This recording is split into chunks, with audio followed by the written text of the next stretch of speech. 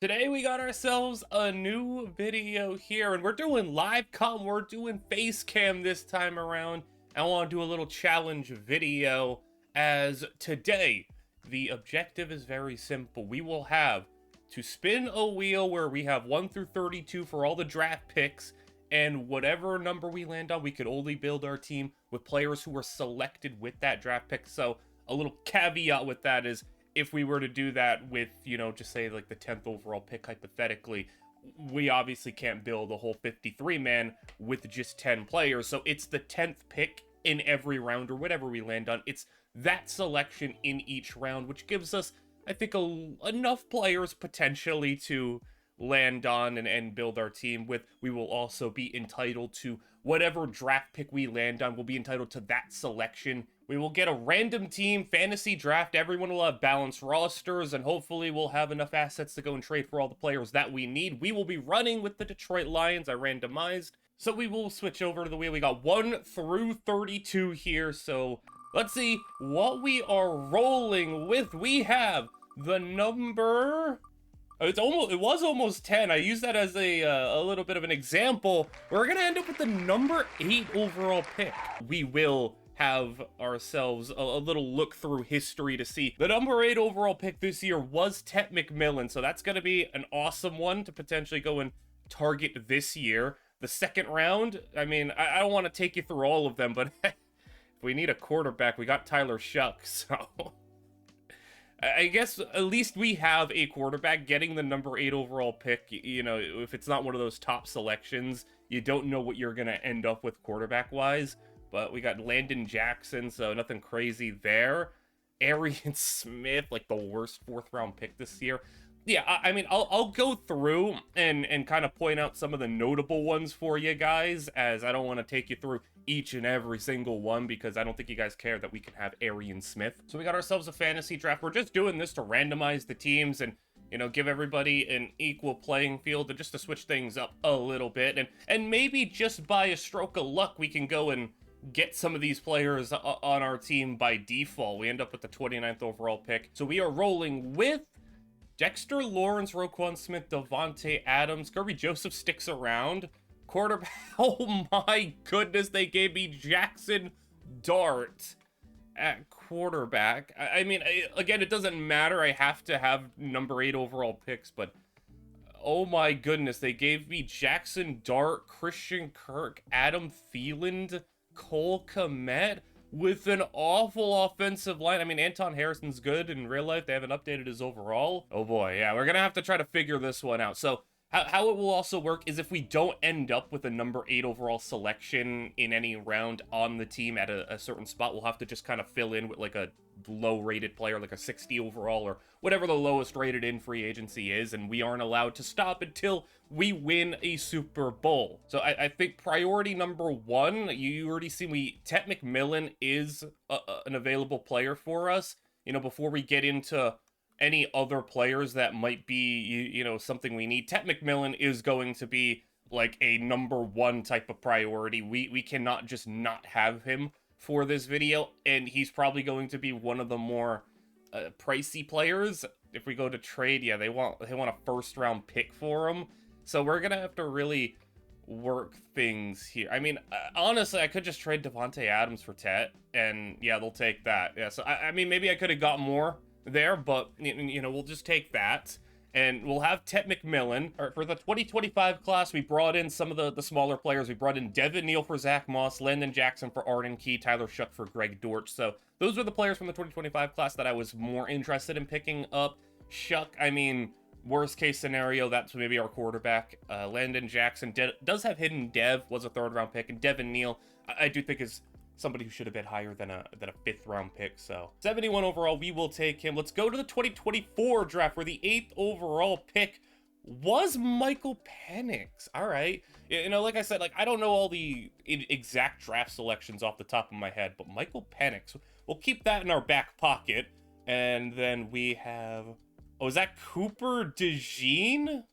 All right, okay, Cooper DeJean, that's a good one. I do want quite a lot for Cooper DeJean. They want Teron Johnson and a couple of draft picks. I don't love giving that up, but we are entitled to every 8th overall draft pick, so it doesn't really matter if we give up our draft picks unless we miraculously end up with exactly the 8th overall pick, which very unlikely. So I'll just go and throw Teron Johnson. They wanted like 2/3 and more, so I'll give them Johnson a second, 4th, and see what else we can do. It took up a little bit more than I would like. Sebastian Joseph Day, Greg Gaines, and we'll throw in a 5th. I think that should be enough, and we have Cooper DeJean on the team. Looking at some of the other players, Trevin Wallace is available to us. Kyrie Jackson, rest in peace, Kyrie Jackson. That's unfortunate. We have, what is this, JD Bertrand? Man, we have the Johnny Wilson. I think I might have miscounted there. 1, 2, 3, 4, 5, 6, 7. Yeah, Malik Washington. You know, I'll do Malik Washington. I like him. Nothing else from the 2024 class. 2023, Bijan Robinson, the 8th overall pick. That is a must-get player for us. All right, that's huge. So, okay, 8th overall pick. It's been Bijan, Michael Penix, Tet McMillan. Not so bad so far. We'll see how much the price for Bijan is. They have no packages for him. This is probably going to be where we have to give up one of our heavy hitters. I doubt Roquan would do it, but that's actually really close for, you know, Roquan should not be that much value for a guy like Bijan. No, with Tyreek, Roquan, and a second is going to be what it takes. Still no. Oh boy. In some aspects, it's going to be a little difficult for us. And another 3rd still wasn't enough. 6th and a 7th. Just take it. Just take it. Roquan, Tyreek, a 2nd and a 3rd for Bijan. But we needed Bijan. There are some players, Tet, Bijan, we need those guys on the team. 2nd round, Jonathan Mingo. Oh, that's bad. We cannot have players like that pop up for us. We got Kendre Miller. Oh, it might be just Bijan for this class. And then Adebore. I mean, I thought he was pretty cool coming out. Don't think he's really doing much right now. 5th round, we get Izzy Abandakanda. I like Izzy, you know, coming out of Pitt. He's not too good in the game. I think I'll just kind of keep Devin Neal and maybe go scoop up and pick him up as a backup. But how about Parker Washington? A receiving core of Tet, Parker Washington. I am fine with that for now. I like Parker Washington quite a bit. And he's definitely got to be on a team. We also have Malik Washington as well. So we have Parker and Malik Washington. He's 23 years old still. Shouldn't be much to get him. They are not going to get a 3rd round pick out of me. You will get, you'll get Adam Thielen. That'll probably do it. Like Adam Thielen, and you could take a 7th rounder for him. And that will get it done. So Parker Washington, Malik Washington, and Tet McMillan. I think the receiving core, far from, you know, Super Bowl caliber, but we'll take that. 8th overall pick in the 6th round. No. And the 7th round. So the 8th overall pick in the 7th round, Javon Gwynn. Well, I guess we can maybe scoop back and pick him up if he's in the game. 8th overall, more receivers! It's the Falcons every year. Drake London is also here for us, so yeah, we gotta do that. We're just building the Falcons at this point. Bijan, if I want, I'm not getting a trade from Michael Penix yet, just to hold off for potential other quarterbacks. Okay, that's possible. Kirby and Jackson Dart, would that do it? Oh boy. It would take a lot. I'll circle back for Drake London a little bit later and kind of work out the rest of this team. Maybe we don't even trade for Drake? I would imagine we still do. And when we go into the 2nd round of this year, we have ourselves Boye Mafe. That's got to be a must-get player for us. We don't really have much on the defensive side of the football quite yet. And I think we could probably, you know, usually I've just been kind of swapping players like Like Jermaine Johnson, we could probably just trade Jermaine Johnson for Boye Mafe. Yeah, that'll do. So we have Landon Jackson and Boye Mafe. We go to the next round. Abraham Lucas. No. Okay, I think I might have to do Anton. There's no way Abraham Lucas is that much value. Really? Anton Harrison straight up isn't going to do it? There's no trade packages for him. Really? For Abraham Lucas is making you do this, guys. All right. A 4th Anton Harrison and a 5th is going to be what it takes. That's an overpay, but don't have much of a choice. Let's go to the 4th round. Percy Butler for Washington. I probably will pick him up. Don't think it'll... I don't even know if he'll be on a team. Next round, Khalil Shakir would have been close. Tyler Algier? Really? We can get both of them? We can get both the Falcon running backs. Tyler Algier. All right, we are just building the Falcon. So this video just, can I win a Super Bowl with the Falcons? Like, is that what this is going to be? I guess. Let's just go and wrap up this draft class. Nothing here. Then we go 7th round. No, not Chris Paul. I miscounted. Bo Melton. We don't need more receivers. We're fine there. So I'll see if I can go and grab Tyler Algier and Percy Butler. All right, that's probably going to work. I could do him and Samaje Perine for Tyler Algier. That is incredibly cheap. All right, so we got Bijan, Tyler Algier at running back with Michael Penix and Drake London are available to us as well. We go to 2021. The 8th overall draft pick was J.C. Horn. All right, the 8th overall pick is kind of hitting. J.C. Horn should probably be a little bit higher rated. I feel like, you know, when he's healthy, he's like a top 10 corner, you know, at his best. So, I mean, 86 overall for him. They wanted Cole Kmet on the trade block. They don't want him too much now. I'll probably have to give up another high pick. I've held on to my first rounders for now, just in case, you know, we do have a Michael Penix or a Drake London trade potentially impending, and I'll have to go eventually and get some more assets elsewhere. I have ways of doing that. I can just go and sign a bunch of free agents. I mean, obviously this video isn't presented in the realms of realism. This isn't going to be realistic trades or anything, but Jermaine Pratt, Jaquan Brisker, Cole Kmet, and a 2nd for J.C. Horn. We get that done. Go to the 2nd round here. We see... Oh my goodness. Richie Grant? Are you dead serious? Richie Grant? Oh boy. I mean, he ain't even on a team this year, and this was only a couple of years ago. So yeah, that's a miss. Lee McNeil, though. I think he's pretty highly rated. He did get a big contract. 83. You know, I'm gonna stop talking about who should and shouldn't be highly rated, because Madden just be throwing ratings just at random, it feels like. We don't have many similarly rated players. Don't think they'd want Jonathan Cooper, no. The only person we could throw him is Robert Hunt. That's pretty close value there. I guess we'll do Robert Hunt, and I mean, they need a D tackle, so I only have Dexter Lawrence. I can't give you Dexter Lawrence. Maybe I can throw them Ray Davis. Go that. There we go. I mean, our running back room at least is looking amazing, because we also have Devin Neal as a 3rd back. But now we got a Lee McNeil, Cooper DeJean, a couple other players on defense. Not a bad defense. Go to the 4th round. We have... Wait. Is that Amon-Ra? Okay. We don't need Amon-Ra. No, it's not Amon-Ra. Okay, this is what I mean. I was worried about miscounting. Honestly, I'm not mad that we don't get Amon-Ra, just because, like, we don't need more receivers. We don't even have Drake London on our team. Yeah, so, I mean, Derek Barnes isn't really going to move the needle for us much. Caden Stearns, also not really going to do much. I mean, we do need depth players as well to fill out the roster, so I guess we'll have that.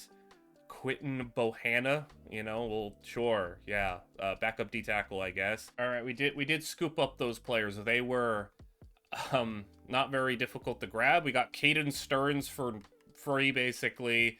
We had to trade a bunch of random stuff for Derek Barnes, and then Quentin Bohanna was just sitting in free agency. So, I mean, Stearns is like a 68 overall Derek Barnes is a linebacker with 74, so we'll take that, but Bohannon was also like a 66. We can move on. 2020 draft. The further back we go, the more difficult this might be. Isaiah Simmons, the 8th overall pick. Man, that's a big miss. I mean, we'll still go and get him. All right, it'll be Starling Thomas and this dude. And there we go. Isaiah Simmons on the team. Cool. Next round, Ross Blaylock. Oh, this is not good. I don't even know if he's gonna be... Yeah, I don't even think he's on a... I don't even see him on a team. All right, move on to the 3rd round. Devon Ham... Wait, did I counted that wrong? Yeah, I mean, either way, we are one off of a Nnamdi Madubuike. So, instead, Josh Jones at tackle. So, yeah, like, this is... Yeah, this is the bad draft. I mean, we're not even getting, like, competent players, except we once again came one pick off of a really good player. Colton McKivitz in the 5th round would have been nice. So if we would have gotten 7, we would have gotten Nnamdi Madubuike and Colton McKivitz, which would have been really good. But instead we get a Jason Strobridge. You know, it gets bad when we're in 2020 and there are players that aren't even in the NFL. How about the 2019 draft, where TJ Hawkinson. All right, that is a position of need. We don't have much in terms of trade assets right now. Yeah, they don't want, like, anything. I guess I might have to give up Kirby Joseph. I would like to get more back if I'm giving up Kirby Joseph. I'm just going to kind of gauge. Ooh. Hold up, I can get a 1st rounder for Kirby Joseph, I think. Kirby Joseph and... That going to be enough? I think that actually can happen. Yeah, that's really close. And if I add a Trey Benson to the deal, that... Okay. Hawkinson and a 1st for a Kirby Joseph, which is really nice. We could throw him like a 5th rounder instead. Trade decline. It is a full bar. Just, you know, just take a 6th and a 7th at this point.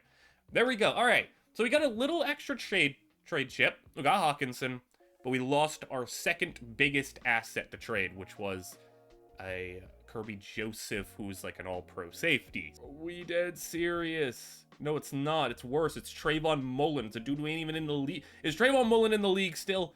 No, he hasn't been in the league since 2022. Oh my goodness. All right. So, yeah, we don't even get a player there in the 2nd round.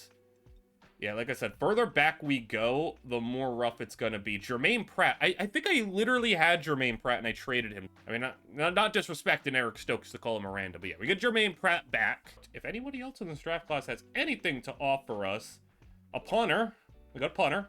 All right, Max Crosby was a couple picks away. All right. So what I'm going to do, I'm going to try to recoup a little bit of assets draft pick-wise, work the free agency. What else we have here, because we're all the way back in 2018. We're the 8th overall pick. It's Roquan. I traded Roquan. Okay. All right, we got to get Roquan back. I traded him. So Roquan, it's nice to have him, obviously, but I just don't think we're going to be able to get him unless we pay an absurd package. A 1st rounder, Jackson Dart, isn't enough. The only play... I mean, I could trade Dexter Lawrence for him, but I'm still holding on to Dexter Lawrence because that's, like, a really big piece for us to try to move. Jonathan Cooper's, like, the next best player I have to move, and Dart, a 1st, and Cooper only got the bar halfway, so another player Roquan will circle back to. We go to the 2nd round of that draft, and Courtland Sutton is here. Again, we don't need a wide receiver, but I think Courtland Sutton is a substantial enough upgrade. But now we're hitting, you know, almost like a full decade ago. And the 8th overall, it's Christian McCaffrey. That's a really good player, but we have Bijan. I don't need Christian McCaffrey unless we're playing him at wide receiver. At this point, I'll just show you when somebody is still, like, in the league and if there's any notable guys that are worth trading for, and then we'll circle back to some of the other guys that I passed over and we'll get back to them. So I did go around the league and scoop up some of those other, players that were, either available in free agency or really low rated players. Guys like Adebore, we got a center who's like a 62 overall, JD Bertrand, like Trevor Wallace we ended up picking up. Like, we didn't get a lot. Braden Swinson we came back around to get. David Quessenberry. Like, it's not a lot, but those are all of the players that were, like, the cheaper available guys, which means we only have kind of, like, the big players left. I wanted to kind of save the few big players we had left for last, because I knew that we were going to have to make big trades for them. We need Roquan Smith, Drake London, we have Cortland Sutton if we want him, and Michael Penix is probably the guy we're going to go after first to try to get our quarterback for now. I mean, at least we did get somebody at quarterback that could be decent. Penix is here at a 74 overall, so, like, it doesn't seem, like, too bad to get. I mean, Jackson Dart's not that much lower, and we throw him, like, a third rounder? No? I mean, we do have, like, a couple of random players that we can go and throw at them. I don't know if he'll be too easy to go and get, though. I mean, the offensive line, too, is looking atrocious. We have Conklin. Somehow all of our offensive linemen, basically, are right tackles. I haven't put the roster, like, fully together. Jonathan Cooper. Nobody wants Jonathan Cooper, which has been a pain. Actually, like, look at the trade offers I get for him. Like, I can't get anything for Jonathan Cooper except Keon Coleman. We'll actually trade for Keon Coleman and see if we can flip Keon. I think that'd actually be a decent little idea, because and wide receiver is their top need, so maybe this actually will work great. Or not. I'd prefer also to keep my first round pick, because I know we're probably not going to be good this year. So first rounder for Penix. I mean, it is what it is. We had to do that. And we're just left with basically Roquan, Drake London. I'm going to prioritize Drake London first because he is younger, and I think a Drake London, Tet McMillan receiving duo could be a whole bunch of fun. And I don't even remember what team he is on. I'm just kind of... Is that Drake London? All right. Yeah, Drake London's lower rated than Mike Evans. Cool. So, Dexter Lawrence is still here. We're probably going to send Dexter in this trade just because I was saving him for a occasion like this. We can get a first probably for him, right? No, we can't. All right. So... we're going to be able to get Drake London, but not a first rounder with him. A second? Just a second, maybe? No? Alright. Man, I feel like Dexter Lawrence should have a little bit more trade value than this. Man, not even just a third? No, not a third? Alright, fourth, fifth, and sixth, I guess. Because I'm going to need to eventually circle back and trade for the number 8 overall pick in every draft. So, all right, there we go. We got Drake London, and all we really need now is we need to go and grab a Roquan Smith trade, which I have some first rounders. Roquan was really expensive, but I mean, he's the second best linebacker in the game, so yeah, that makes sense. In terms of tradable assets, my best one is not good. Oh, I have Noel Williams still. Yeah, we can... Noel Williams, I love him, but he has to go. And other than that, no. Everybody else, like, all those, like, other old players, they're just gonna get cut. So, trade up a first, fourth, maybe? Something like that. That's not... A first is not even close. But this first. I'm actually gonna have to trade 3 first rounders for Roquan? Really? 3 first round picks for Roquan Smith isn't enough? Okay. All right. A fourth, no. A fifth, and a third? 3 first, a third, a fourth, and a fifth for Roquan Smith. All right. Yeah, sure. All right. It was way more difficult than it should be, but I had to make a bunch of trades to make it happen. Cortland Sutton is on the roster, and the roster is basically done now, and here's what it looks like. Michael Penix and Tyler Shuck are at quarterback. That's not so bad. Running back is great. Bijan, Tyler Algier, that works in real life, and it'll probably work in the game as well. Devin Neal is here as a third stringer. We don't have a fullback. We'll just plug in whoever here. Receiving core. Big receiving core. All of them. 6'4" receivers. And as the starting three. Drake London, who's 24. Tet McMillan, who's 22. And also Cortland Sutton. So the passing attack should be awesome. As well, we have TJ Hawkinson. We don't have a backup tight end. But where things get really bad is the offensive line. There were no left tackles. There were no left guards. Our center is a 62 overall. We don't have a right guard.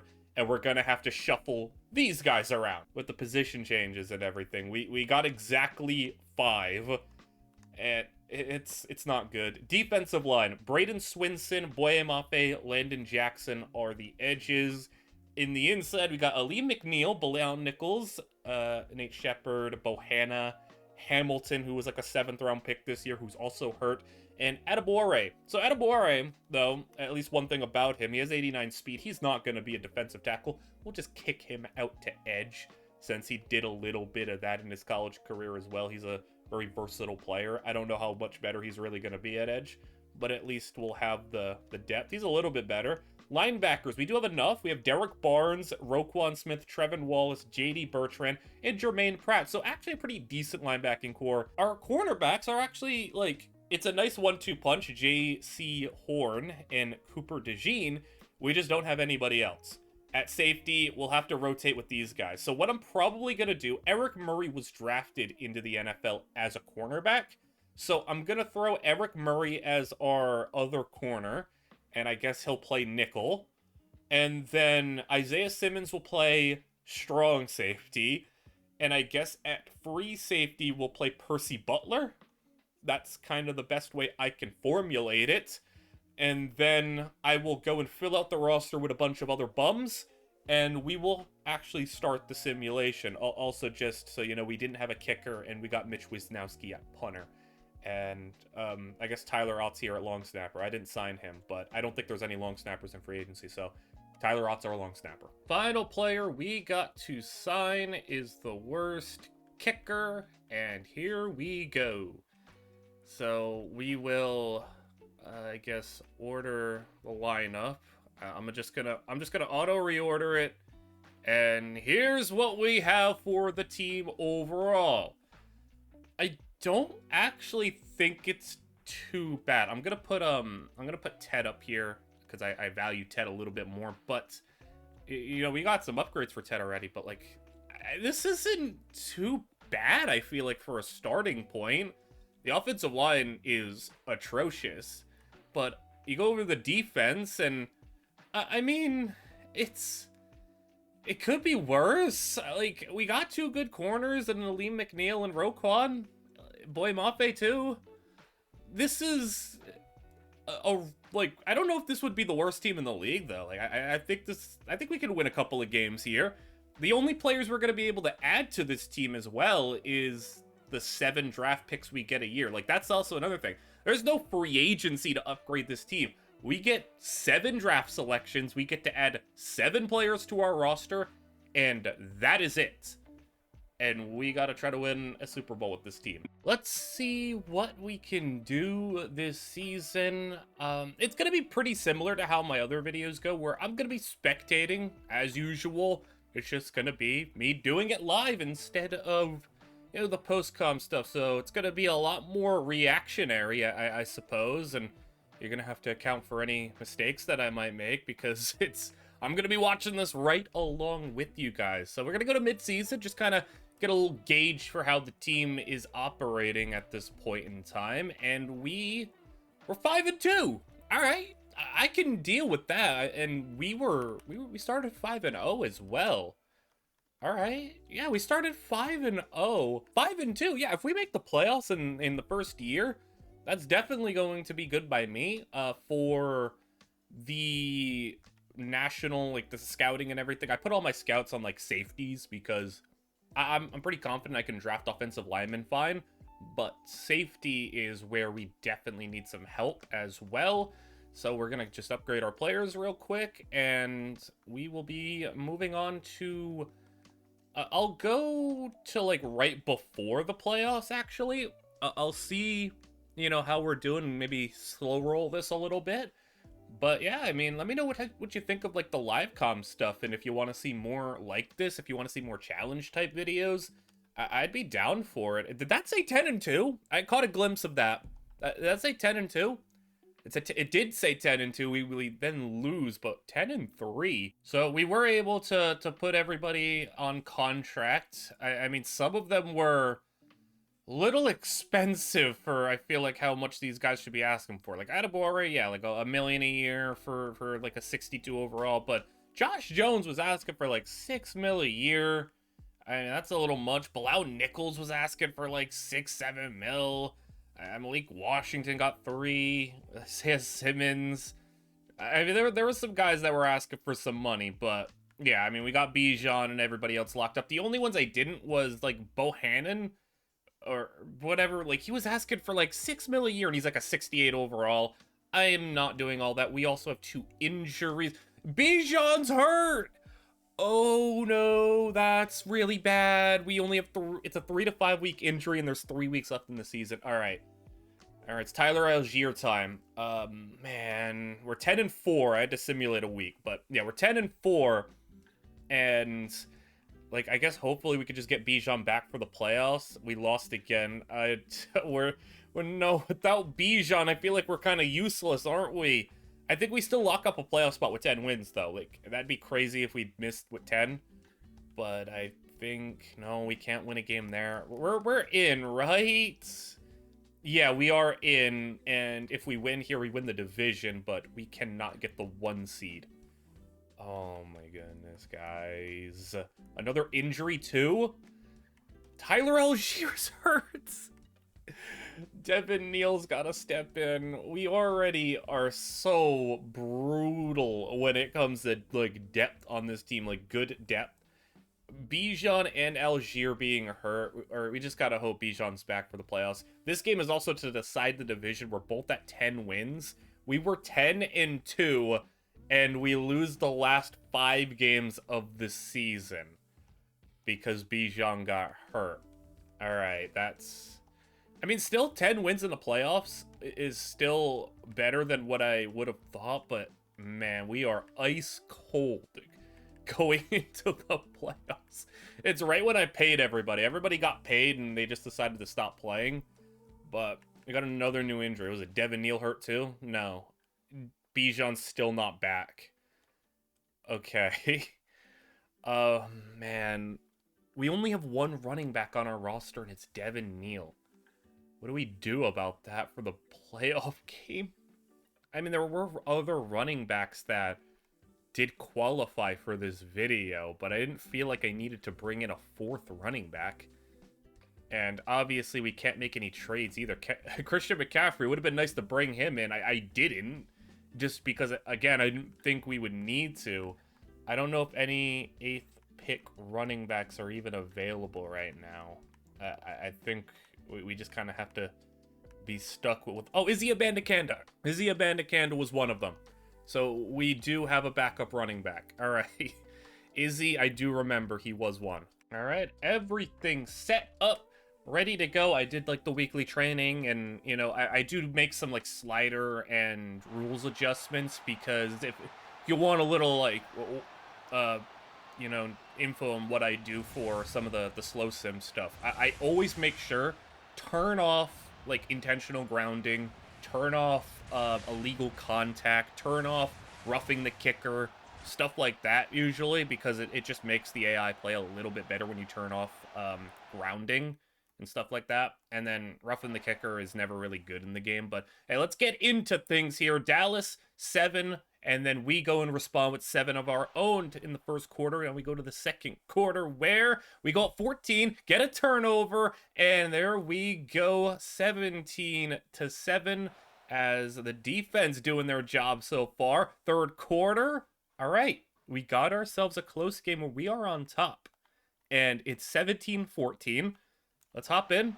Do things how we usually do them. We are at the 20-yard line. It is Michael Penix wearing the number 13, and we have him dropping to throw as he'll go underneath. I assume that is Devin Neal out of the backfield. We did bring in Izzy Abandakanda, but Devin Neal is going to be taking the bulk of the carries, I would imagine. Under center, handing it off to Devin Neal. No, he fumbled! And Dallas picks it up. Come on, Devin. We needed you. He barely got hit there. Come on, look at that. He barely got hit. All right, Dallas takes over. You know, it would be incredible if we won the Super Bowl in year one, but I really don't know what to expect. I don't even know who's on these teams since it's a fantasy draft, but a nice tackle in the backfield. That's on Kenneth Walker. Roquan Smith getting in the backfield as it's 2nd down and 12. Quarterback, I should probably look at who these guys are, but he'll drop to throw. And he's going to go outside. Is that Bryce Young? Yeah, I've seen a short quarterback. It's Bryce Young as he goes incomplete. Cowboys going to have it 3rd down and 12 as Young in the shotgun with an X-Factor tight end down there. Superstar receiver up top. Bryce Young floating it to the end zone. No, it's a touchdown. Dallas puts it in, and they take the lead as it was Travis Kelce and Bryce Young. What a hookup there as Roquan. You're supposed to be one of our best players, and you got beat in coverage by old man Kelce. It's never how you want to start a 4th quarter. In the first minute, you fumble, then let Travis Kelce burn you for a touchdown. Under center, though, once again, it still is that 1-score game, so we don't have to panic too much. That was a weird play. Now we spread the field here. Hawkinson out, London there next to him. Quick pass, 10 again, and the fumble, guys, come on! What are you doing, no Kobe Dean?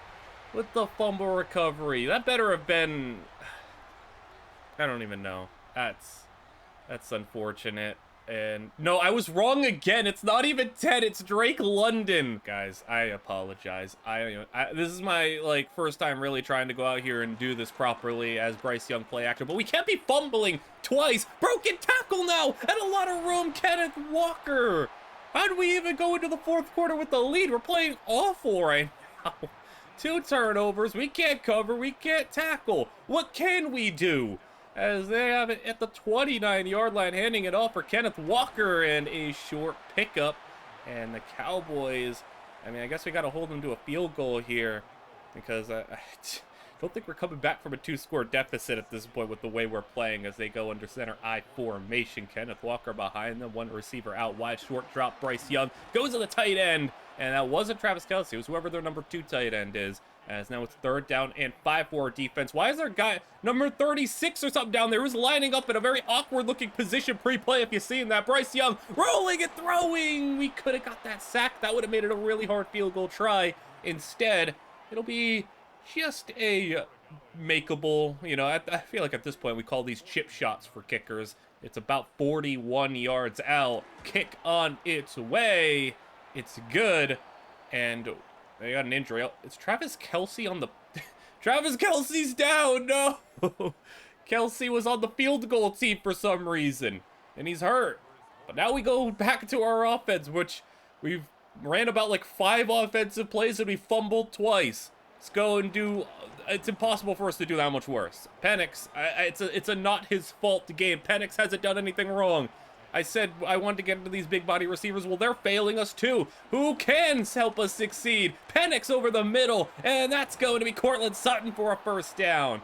I guess get it to Sutton. We can maybe rely on him. We haven't. I was wrong earlier about saying Tet got the ball. Tet hasn't touched the ball yet. But we go under center and handoff. Devin Neal.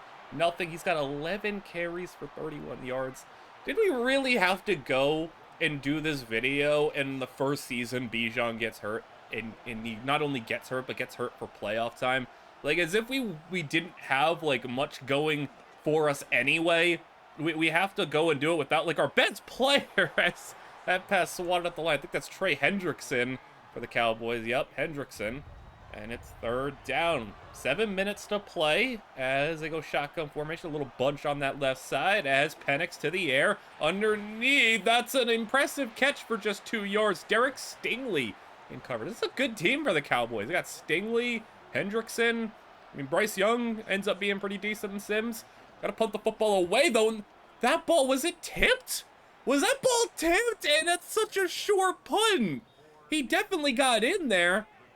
I don't know. I don't usually see tipped punts, like not full-on block, but like, what reason would that punt have gone so short as Bryce Young on the read option? He gets dragged backwards, just a 2-yarder, as I really need this defense to come out here and force a turnover. I'm sorry for the positions you have been put in by our offense, but it's second down and 6 minutes to play. We're running out of possessions. We're running out of time. Bryce Young is going to scramble. First down and more, sliding at about midfield. Travis Kelce also back from his injury, as it clearly wasn't all that bad. He's lined up in the slot now for Dallas as they'll drop the throw. Bryce Young over the middle, incomplete pass, and that was DJ Moore, who's also on this team. I feel like this is a pretty well-drafted team for the Cowboys. Yeah, I mean, got a couple of stars everywhere. Young to the air. Roquan's got X Factor, and he helps force an incomplete pass. Third down and 10. Come on, defense, do your thing here as Bryce to the air. Screen set up, and Roquan, nice job, Roquan. Trying to make up for that touchdown he allowed to Kelce. That was a good drive from him. He was in there on like every play. But now we have under 5 minutes for our offense to do something, and it's really all on Michael Penix. This is another bad punt. Who are the punters? Okay, maybe the last punt just wasn't tipped. I don't know what the punting situation is. I didn't touch punting sliders, so I don't know what's going on there. But we have good field position, all things considered. Michael Penix changing the play entirely as he goes shotgun. Play action. Penix is, I don't know, he's hesitating. He's going to throw across his body. Oh, he's got it. Completed. Drake London. That was really scary looking. I didn't know what Penix was looking for, but that's a nice play to get us flipping the field, going from their 32 to our, from our 32 to their 32. I'm getting it mixed up as Devin Neal for a nice run of 7 yards. Finally, some decent stuff on the ground. As we go back under center, we can't afford to run the ball here because we do have 4 minutes on the clock. I just don't know how much I trust this ground game. Devin Neal first down. I mean, at least before when we had Bijan, we have an elite running back. We just don't got the offensive line. Here we have a bad offensive line and a bad running back as our starter. As I like Devin Neal and all, but that is not going to go well. But yeah, I like Devin Neal. It's just he ain't all that developed in this game. Second down and 12. Penix switching the play again, just a full audible as we move to a shotgun handoff play action. No, he's not going to hand it. He's got it. Penix running and he's sliding. First and goal. All right. Penix got us to the 9-yard line. 2:20 to play. I formation. Look at Devin Neal. He looks tired. Don't fumble the football. Please do not fumble it. He looks tired though. I signed another running back. You can play him. You know, he's not that much worse than Devin Neal. You can sub him in, maybe. 2-minute warning has hit. Just hold on to your timeouts just in case we don't score a touchdown here. I would really appreciate it if you didn't burn any. As we go Hawkinson wide out in motion as Penix slings it to his receiver right at the 1-yard line. It's Drake London. The pylon got knocked over, but it's not quite there. We're a half a yard out. Come on. Who is it going to go to? I think Devin Neal. Put this in the end zone. And Neal, no, he broke one, not two. And an injury timeout? Are you serious? It's Abraham Lucas. Why can't he stay healthy? Even in the video game, he can't stay healthy. That's a costly timeout to lose. 2-yard line. We gotta get it. Handing it off. Devin Neal, why would you run it there?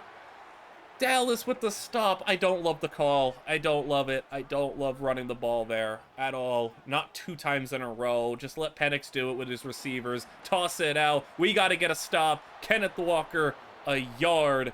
Yeah, a first down will end it and knock us out in the wild card round as Bryce Young will probably be going back to the ground again. Yes, he will. Move made. It could have been a tackle for a loss. Instead, no.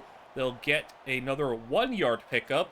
And it will be 3rd down and 8. Could go to the air. Yes, they will. Screen set up. And Kenneth Walker, he's got the first and he's got more. Kenneth Walker ends it.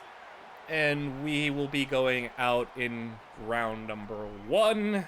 I really think we could have won if we had Bijan, but not to be. You know, still overall, I'm pretty happy with what the team was able to do if you don't look at the context. If you just look at the final result, though, 10 wins, making the playoffs, I was shooting for like 7. So, I'll take it. Michael Penix on the season, though, 57 completion percentage. That is very ugly. Sacked 50 times. Also very ugly. Bijan, though, 1,100 yards in 14 games. Really good. Algier also put up 500 yards. Really good. Devin Neal, I mean, not nearly as good, but yeah, we'll take all of that, though. Rushing production was there. Receiving, not so much, but we didn't throw the ball all that much compared to how much we ran it, did we? Like, how much did we even throw the ball? We ran it roughly like 400 times, and it was like a 50-50 split. So, not asking for too much there. Cooper DeJean, though, 132 tackles. That's not good. Boye Mafe, though, 10 sacks. Ali McNeil, 9. Landon Jackson. Nice sack production from the team. Not so much in the turnover department, though. We ended up with the 19th offense and the 11th defense. And we have the Titans and Rams Super Bowl. So a little rematch from, like 25 years ago. We'll see who comes out on top this time. And will it be 1 yard shy for Kevin Dyson? Or in this case, whoever is on the Titans this time around. It will be the Tennessee Titans winning. Pat Surtain with the MVP of the Super Bowl. And you can see the awards to the right. But let's go and snag our draft picks that we are owed. All right, we got our picks. So I guess if you want to know how I did, I just jacked up players to like a 99 overall, traded them, and then we're just going to lower them. But like it's all I get, It's the only 7 players I get to add to my team. I'll go and snag that 7th round pick when I get the chance. If there is like an unfortunate thing, we can't like do anything trade up wise when it comes to our draft selections. We just have to pick who's number 8. We're gonna hope that this guy who's a top 5 talent is here for us. Every other safety is awful. That's crazy. Every other safety is horrible. So we just have to hope for the best. And when it comes to other positions we need, obviously offensive line, the safety that is looking good is literally the 8th player on the board. I guess we'll just have to hope the safety falls to us. That is the big thing, because we don't have a safety that we like, and he is the only one in this class that is good, and he is... Oh, he's available. Oh, we got him. We got him. The other guys weren't that bad, but here we go. LaMichael Freeman, the 8th overall pick, top 5 talent, elite strength, and he is good across the board. It's a crazy good player, and he's a zone. So this isn't like the meta safety. If you see a USC run support strong safety, then you can go and freak out. But hey, he looks pretty good, and it fills literally the biggest position in need for us. So I don't think it could have worked out much better for us. I mean, unless he's just not hidden. But he's number 2 in true talent. He is hidden. Yeah, 21 years old, number 2 in true talent. That's perfect. That's a perfect pick. And now we go to pick 40, where we just have to kind of figure out the rest of the stuff here, because I don't need a quarterback yet, I feel like. I mean, I think Penix should still be the guy for now, I would imagine, unless we want to go and make that move, but I think we got bigger needs than that. Not really much here for offensive line, which has me thinking... I can't double dip on safety because the safeties stink. And maybe we go corner if I like somebody enough. And a B and C is pretty nice. 6'3" as well. And he's got good speed. So I'm going to take Ezekiel Groves. We need a corner bad. 111th normal. He's still probably going to be a starter for us. So, not the best pick, I guess, but don't worry. We'll be all right. We'll definitely be okay, because we now get to go in the offensive line. And with offensive linemen in this game, there's a lot of easy finds in the late rounds. Like scary. It's like too easy in this game to like build offensive linemen late in the draft, because you can find like most of the good linemen I feel like are late in the draft. Like this dude's probably pretty good. A lead block, A awareness, probably got a decent combine, solid. He looks pretty good for what we're looking for. Then you got 2 A lead blocks here, and neither of those guys seem great, but this draft class really doesn't seem too strong on offensive line for the bottom guys like we would hope. But, I mean, we need linemen badly. And I don't know if I should spend a 3rd rounder on one of those guys, even if I think one of them's going to be maybe better than one of these guys. But defensive tackle, definitely need. What I usually do for defensive tackle is a very heavy athlete position when it comes to finding certain players. I like finding at least great strength, and then if you compare great strength with some good excel, that's great strength, elite excel, nose tackle. He's a projected undrafted though. I can maybe scoop him up in like the 7th round, but that's a pretty crazy athlete right there. Good excel, elite strength, decent speed, and he's a day 3 guy. 42 reps though. That's pretty crazy. I think he's worth taking, because this is the type of player that usually would be hidden development. So we're gonna go for it. He's 149. He's normal. We do need another defensive tackle, a big stuffer in the middle, though. Now we're going to go on the offensive line, though. We need the offensive lineman badly. I'm going to go and just snag the center that I found in the undrafteds. Yeah, I'm going to snag this dude, Bobby Adams. He is 30th in true talent. Yeah, he's good. He's normal, but that's a starting center for us. Our starting center was a 62 overall. So, yeah, like I said, offensive lineman, it's really easy to find guys later on in the draft. Like I said, I don't think this is all that strong of a class for linemen, but we at least got one. And then when it comes to looking for a second, you look for those A grades. Maybe not in stamina and injury. You look for like A lead block is a good tell. A impact block is also a pretty solid tell. You get that right here with this dude. You get A lead, B impact. Then you get an AB here, but the rest of the ratings stink. AB here. That's pretty solid, honestly. I might just take this dude. Emmett Hearns. Yeah, he's number 1 in strength, too. He's going to be probably good. The 65th, hidden dev. I think I'll just circle back and take this tackle that I was looking at.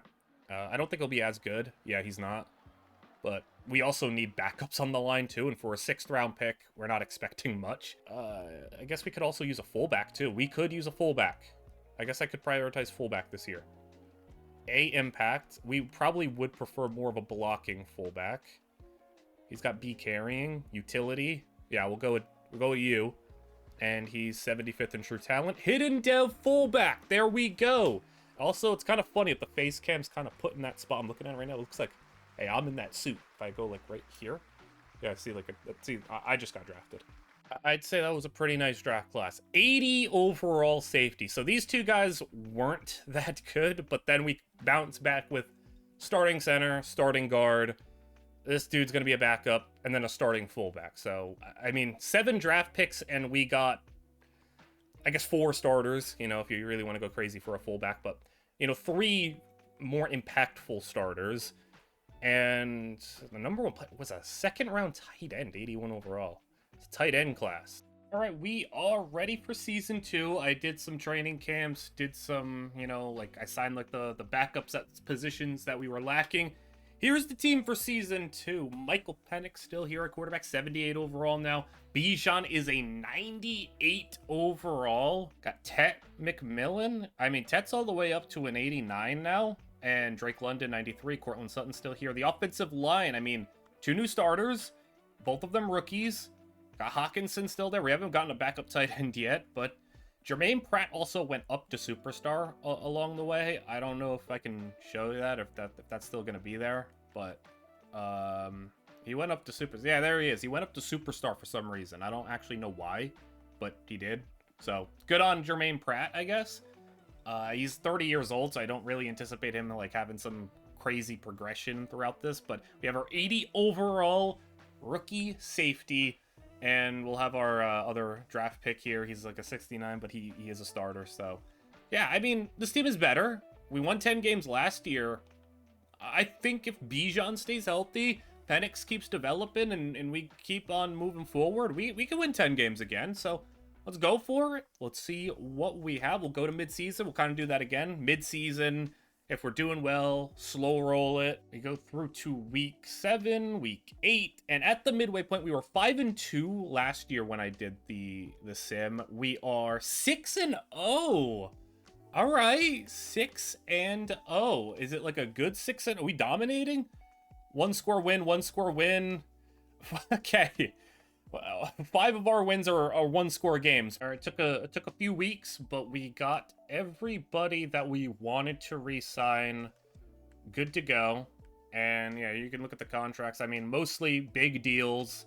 Cortland Sutton, though, was a little bit older, and Conklin a little older, so I didn't sign them to big contracts. Tyler Shuck also is asking for a little much, so it's just 1-year deals for him. But everybody else has been, brought in. Landon Jackson for 10 a year, and Roquan, all these guys. So the only one I didn't resign was Izzy Abandakanda, because he is the 4th running back on the team. We are 8-1, and I think it is worth at least acknowledging our QB breakout, because Michael Penix going up to superstar dev would be really helpful for this fast tracking. Oh no, he already did. Okay, he's got superstar now. All right, I skipped over it. Cool. All right, considering we're 9-1, I think we should be good to sim to the playoffs. I would imagine we're not going to lose every game the rest of the way. I'll kind of stop a couple weeks before just in case to see if Bijan gets hurt again.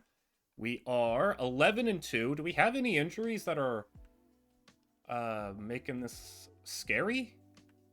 Bijan's hurt. Andrew Clendon's hurt. And Devin Neal's hurt. All right. Why does Bijan keep getting hurt? He's a 99 overall. How much has he been? We just got hurt again. Great. Oh, look at he's going crazy though. Look at that. Oh my goodness, Bijan. That's a crazy season.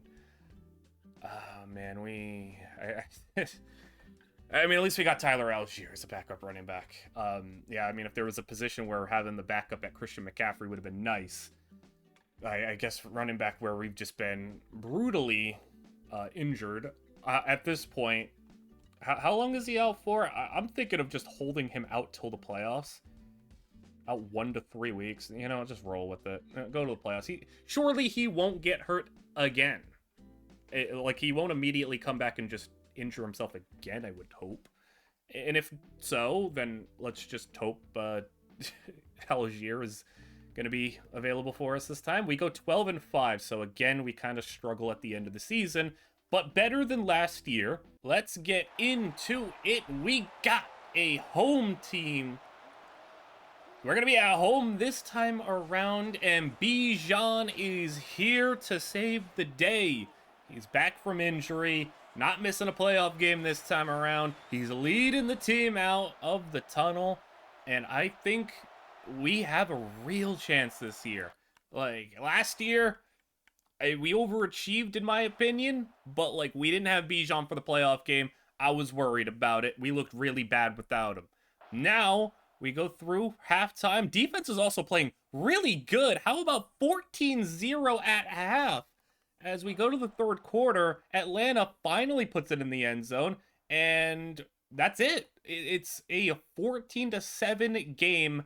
Into the fourth quarter we go, and this is exactly where we want to be. I mean, leading with the football at midfield, 3rd down and 1. Michael Penix to the air, throwing, and that's reeled in by Drake London. And we are at the 29-yard line now. This is where we get to go Bijan Robinson territory. It's funny that we get to play the Falcons because we got Penix, we got London, we got Algier, we got Bijan. We go play action and dump it down. Tet McMillan for a loss of 2. Don't love that. Give it to Bijan. He's averaging 6.7 yards a carry this season. That is unbelievable. That is a historically good season for efficiency. As we go to Hawkinson underneath. Hawkinson goes for 9. Wait, no, he goes Yeah, he goes for 9 yards. I did my math right there. Penix scrambling. He's got the first down, sliding to the 14. And even though it's been a rough day for Penix on the stat line, we're doing our thing. We are ready to put this in for a 2-score lead. Finally, Bijan gets the football, and he can't make an open field miss. He's only got 9 carries. Come on, guys. 9 carries, 48 yards. He's doing great. Give him the ball. This is the playoffs. I understand maybe, playing it safe in the regular season, but yeah, I mean, maybe that's why we're not giving him the football. But he's still running for 4.7 a carry. That's still good. 3rd down and 11, just don't turn it over. We'll happily take a field goal here. Bijan in motion as they go set up the screen for Bijan, and the blocking is not good. As we will go down to the 15-yard line is where our drive stalls, but let's get this field goal. Unfortunately, we still haven't gotten a kicker. We have, like, the worst kicker in the league, but he does boot it through, and we are going to be up by 10. That's CJ Stroud coming onto the field, I believe. And it's looking like CJ Stroud is the leader of this Falcons offense as he will throw, swing it out of the backfield. Running back's got a first down catch and run. And no one was over there for the defense. That's Jaylen Warren out of the backfield. So, I mean, he was one of many free agent running backs on the market. So they ended up with him. They got a man in motion. X Factor wide receiver. I think I want to, go and check out some of these teams. Oh, I can't really do that. Okay, yeah, I guess I gotta exit slow sim. I never do this to, check teams, so. Yeah, they got Stroud, and, I'm just kind of curious. Stroud's a 98, so Judkins and Warren, nice backfield. Jamar Chase, a rookie, Rashad Bateman, Cade Otton, and an okay offensive line. I mean, it's not bad. All right, this is a good. They got Mason Graham too, Greg Newsome, Jesse Bates, and Buda Baker. Okay, nice team. Nice team the Falcons have put together. Let's hope we can hold on to this one. Now we flip the fields. Now we're looking at things this way. So they are driving from the 38-yard line, 2nd down and 11 as Stroud to the air. He'll go underneath, check down Jaylen Warren, and a hit gets him down for a gain of. He got 8 yards on the play. 3rd down and 3 as Stroud in the shotgun. He's going to the air. Judkins into block. Stroud crosses body. Caught, first down. And that's Rashad Bateman for the first.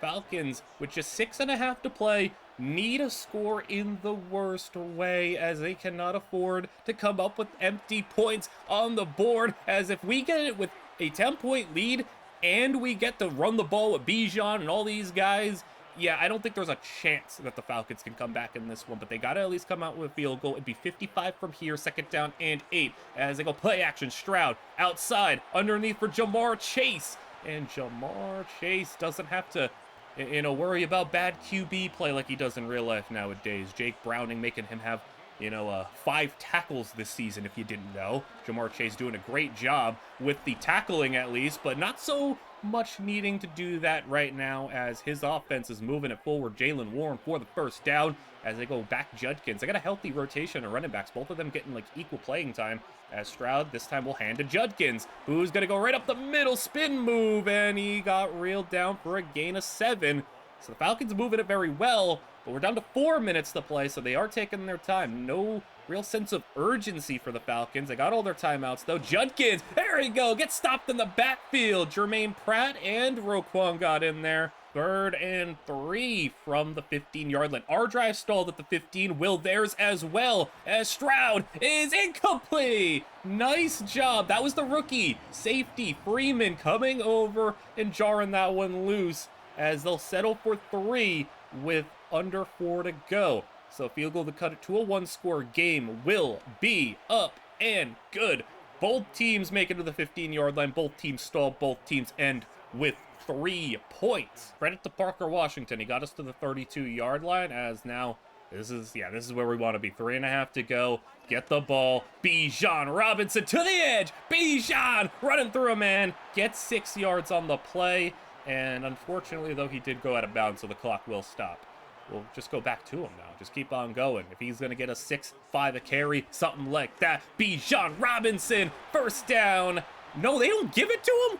3rd and inches. Come on. I really... Look at the football. football. That is a first down. Are you dead serious right now? You better get the first. Sneak it. Just sneak it. And there you go. All right, that was ridiculous. Honestly, ended up helping us because it, getting a third down and a singular inch was going to help us, continue to drain the clock. But still, that's a ridiculous call as we go back. No, it's going to be a play action as Hawkinson, he goes out of bounds. Stop going out of bounds. That's twice now as the Falcons still maintain 2 timeouts, have the 2-minute warning in their back pocket as well. And we're going to go throw it again. All right, Hawkinson, middle of the field. And it'll be 1 yard shy. Are we going to sneak again? Are we really going to run the football just as much with Michael Penix on a game-clinching drive? As Penix sneaks it. There you go. First down. Atlanta out of timeouts. That means 1 more first down, and we win this game. Can we give it to the best player now? Bijan Robinson. Why are we throwing? Oh, my goodness. Why are we throwing? It worked for 3 yards. It's fine. I don't know why we're throwing the football, though. 2-minute warning will hit, and yeah, first down will end it. We can move on to the divisional round. We're making this a little stressful. We've gone out of bounds twice. We've thrown it more than we've ran it with Bijan. We go I formation. We got 2 tight ends in there. Come on, just stretch left. Stretch left. There you go. Run it with Bijan. He cuts it back, and 2 yards on the play as we can... We're going to throw. I want to run. Even if we don't get it, we can give them very little time. If you throw an incomplete pass here, it's an awful play call as they'll go over the middle, but I guess it's a good play call. Parker Washington ends it. Yeah, of all the receivers we got, it's Parker Washington getting the job done. And we're going to move on. A play of victory as we get to kneel it out, and Michael Penix and all these Falcons get to beat the Falcons, a very good Falcons team. There we go. 17-10. So the defense has been really impressive. I thought it would be, up to the offense, considering we got all these weapons and we got, the best running back in the league. But the defense has been coming up pretty big for us. It wasn't a massive game for Bijan or Penix, really. Penix did not play great. 5.9 attempt and a pick. Bijan, 4.5 a carry and a touchdown, but, Tyler Algier, Izzy got carries. What are we doing with this split rotation here? London, Hawkinson, yeah. I guess it's, not bad to keep the fresh legs of Bijan, keep that going, but, I guess for our playbooks, I might have preferred a little bit more of like a 75-25 split rather than like a 60-40 split in the carries for the running room, but 2 more injuries. Great. Who do we got? It is Cortland Sutton down, and our backup tackle is down. I haven't seen this before. The Lions, I'm guessing this is like their little special entrance. Look at that. All right, that does look really nice, I'll be honest. I don't use the Lions really much. I just use whatever team I get given or whatever random team I pick. But, yeah, we're looking for revenge this time around. Lost to the Cowboys last year, but this time around, we're going to be the ones at home. We're going to be the ones who are expected to get the job done. And, let's hope it's going to be our year. That'd be crazy. I wouldn't have expected to have a real chance to get this done in the second season. But, I'll keep our expectations realistic. Cowboys 7-0 on the board. We have not scored quite yet, but we go down the field. 3 points, we stall out. Cowboys don't, and we stall. Okay, so 14-6 at half. We stall twice. They don't. They get the end zone as we start the second half. Another field goal and another touchdown for the Cowboys. We've stalled 3 times, and we go to the fourth quarter. That's frustrating. That's really frustrating. So 3 touchdowns versus 3 field goals. Cowboys have the football, 2nd down and 5. We start the fourth quarter off with a nice tackle for a loss of 1. They got John Mechie out there at wide receiver. Good on them. Bryce Young, though, we know, I don't know if they still have Kenneth Walker. I don't see him out there, but we know Travis Kelce is here. We know Bryce Young is here. We're setting the blitz. Young over the middle, and Mechie took a shot but hung on. Regardless, it's Bryce Young to the air. 2nd down and 7. Pass to the outside. Mechie again. It's going to be 3rd down and 2. Yikes. Young with the clean game as they're at the 27-yard line, very much in field goal range. Young to the air, throwing for Travis Kelce, who hangs on.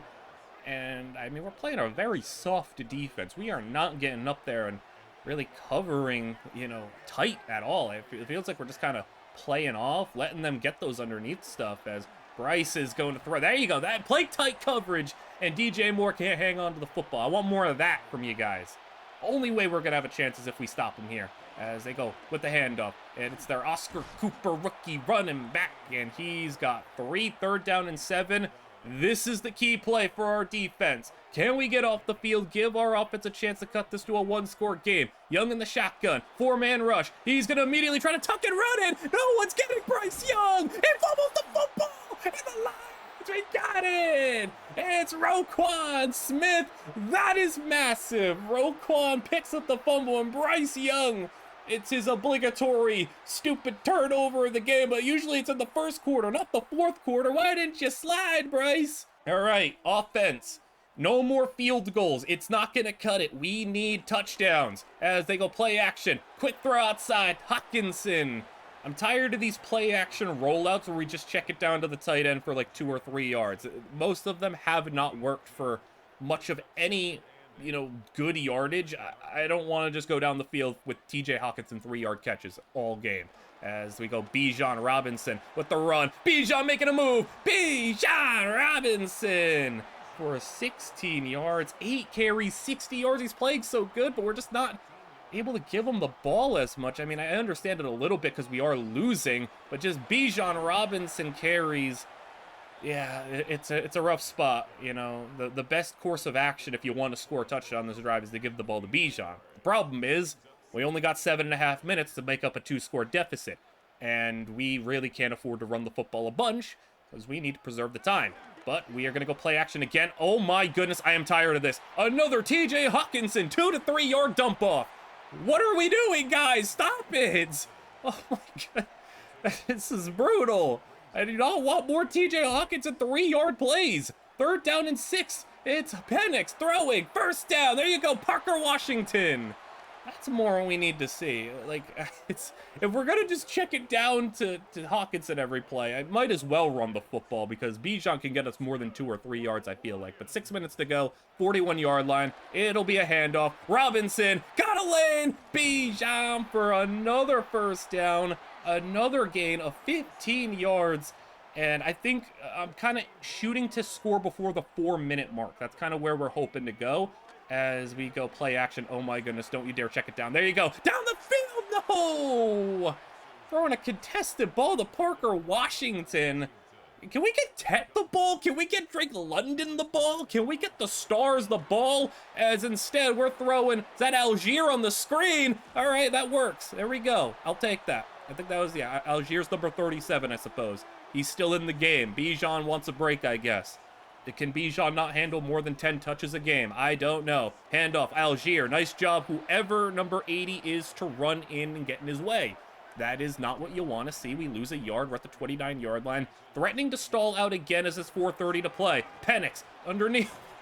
TJ Hockenson. It's 4 yards this time. 3rd down and 7. Please go past the sticks. Penix down the middle. Hockenson. Yeah, not a check down this time. Hawkinson's going to end the game with 10 catches for 60 yards, but it might be enough. We are past the 4-minute mark. That is, you know, we're taking a lot of time on this drive. As Penix, you got to put it in the end zone. There you go, Penix running. Come on, Penix, diving in. Touchdown. I said 4 minutes was the mark that I wanted to score by 3.5. Keeping all of our timeouts, I'll take it. That's, at least we score. That's the key there.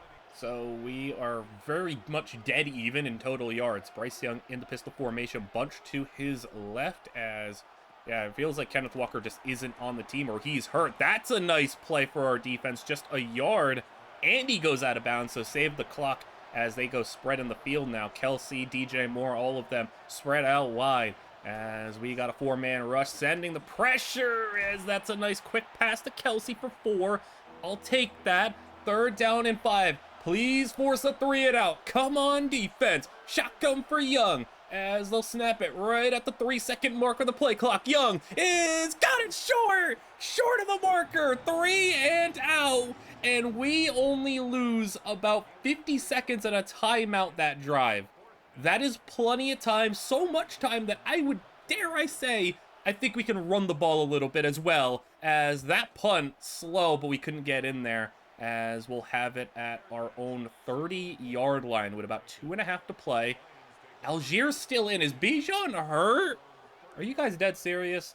All right, Penix, what do you got? Can you be the hero for us? Don't get sacked! Penix goes down! Trey Hendrickson finishes him off. And that is already a loss of 10. We gotta go a long way in this one. Snap it before the 2-minute warning. There we go. Penix to the air. Quick throw as Drake London's gonna get the sack yardage back. 4 more on top of it. 3rd down and 6. You know, after taking a 10-yard sack, we will definitely be happy with 14 yards on a 3rd down and 6 situation for us. Bijan's still out the gate. He at least can help the passing game a lot as well, especially if we want to throw a screen. But it is going to be Penix dropping middle. He dropped that. Huh? What? Ted dropped it? I took a screenshot. I did not mean to do that. Wait, no. How? I seen this. I seen this from the side view, and I was like, oh, he caught that obviously, but no, he just dropped it, and it's 4th down. All right, now we're on a different camera angle. All right, Penix, 4th down and 6. We still have enough time to preserve another possession, but Penix 1st down. Parker Washington, lot to run, and Parker Washington's been the hero so far. He's come up with big plays when we've needed it most. It hasn't been Ted. It hasn't been Drake London. It's been Parker Washington with 1:27 to play. Penix to the air. As there we go. Ted McMillan. I'll take 7 yards on that one. Hurry it back to the line. We're 32 yards away. Definitely don't need to spike the ball. We don't need to be too urgent. As Penix to the air. And it'll go underneath. Tyler Algier 1st down. And that will be another hurry up, so we're not burning the timeout yet. I'm fine with that. 28-yard line. Wait till we really need to burn that timeout. As Penix to the air, stepping up, and Penix running. There you go, 1st down, diving. There you go, burn the timeout there. Penix got us to the 12. Still no Bijan. He's actually hurt, I think. 12-yard line, though. Penix went under a minute to play. Screen! No! They didn't even get a block out there. Terry on Arnold. 30 seconds. That is a lot of advancing on the clock. But 15-yard line. Come on, Penix. He's throwing for the end zone. No! He threw that up to Tyler Algier. Why are you throwing jump balls to Tyler Algier?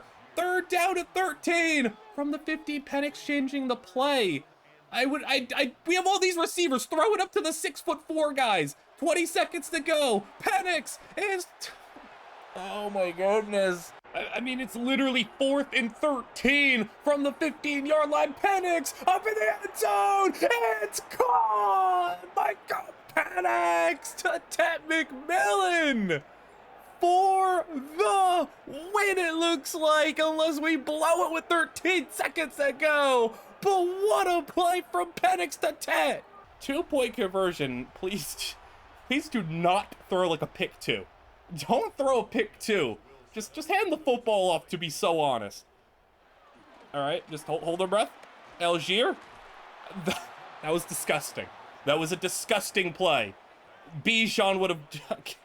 I just stopped talking about Bijan. We were able to score without him. 13 seconds to go, but now the Cowboys can get a field goal, and a touchback is brutal. That's good field position. Touchback rules being at the 35. They just need, I mean, they don't got Brandon Aubrey, I suppose, but 20 yards in 13 seconds is doable. Bryce Young down the field. It's dead!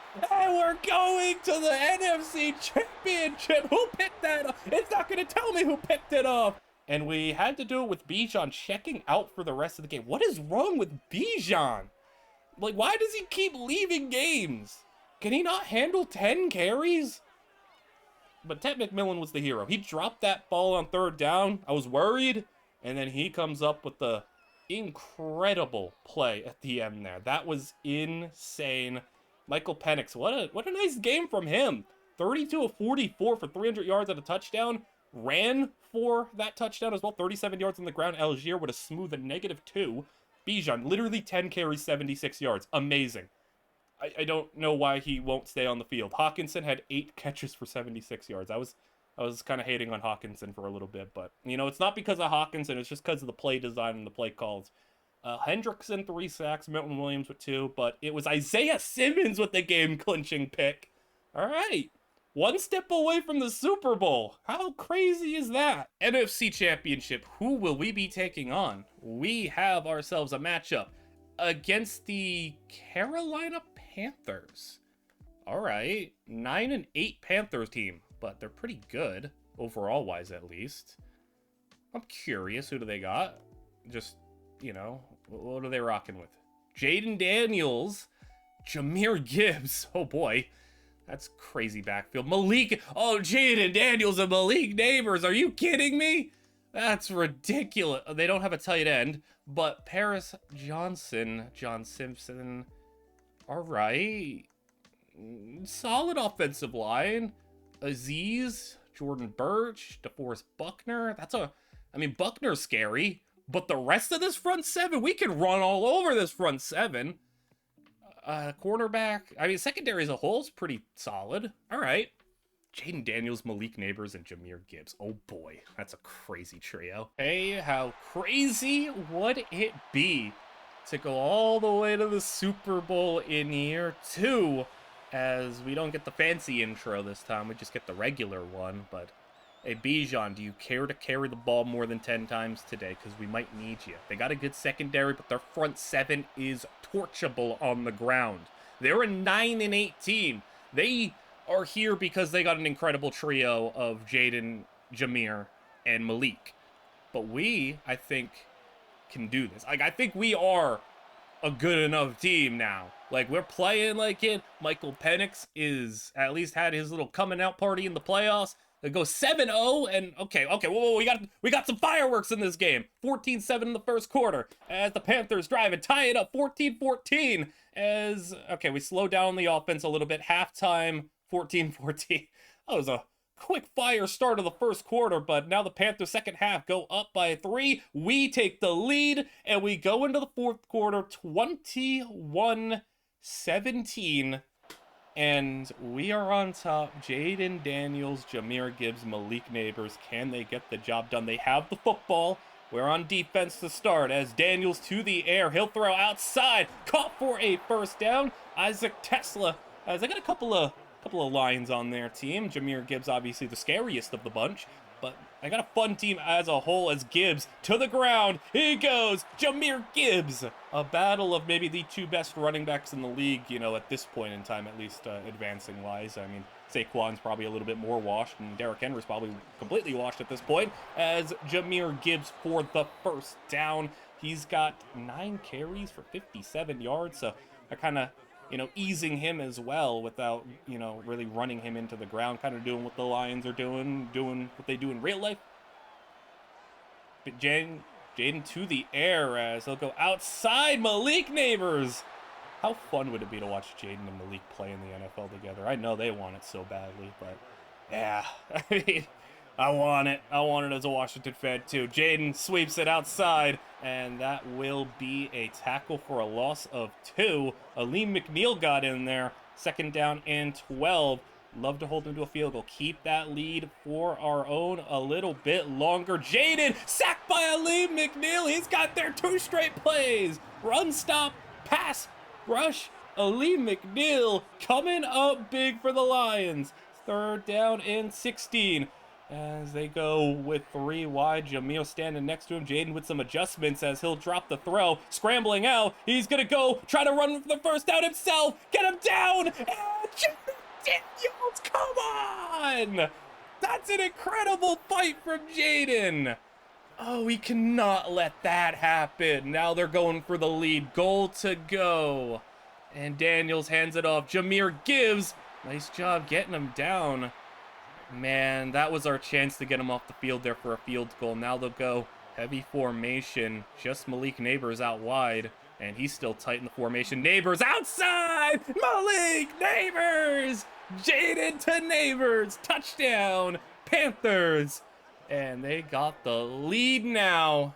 We got a 2 tight end package as we'll go start with the run. It's Bijan. Gets through the line. Bijan Robinson. He's got 9 carries for 112. Even if he's only touching it 10 times a game, he's still going crazy. Just give him the ball every play, I feel like. He's having an insane season. Play action. No, it's upset.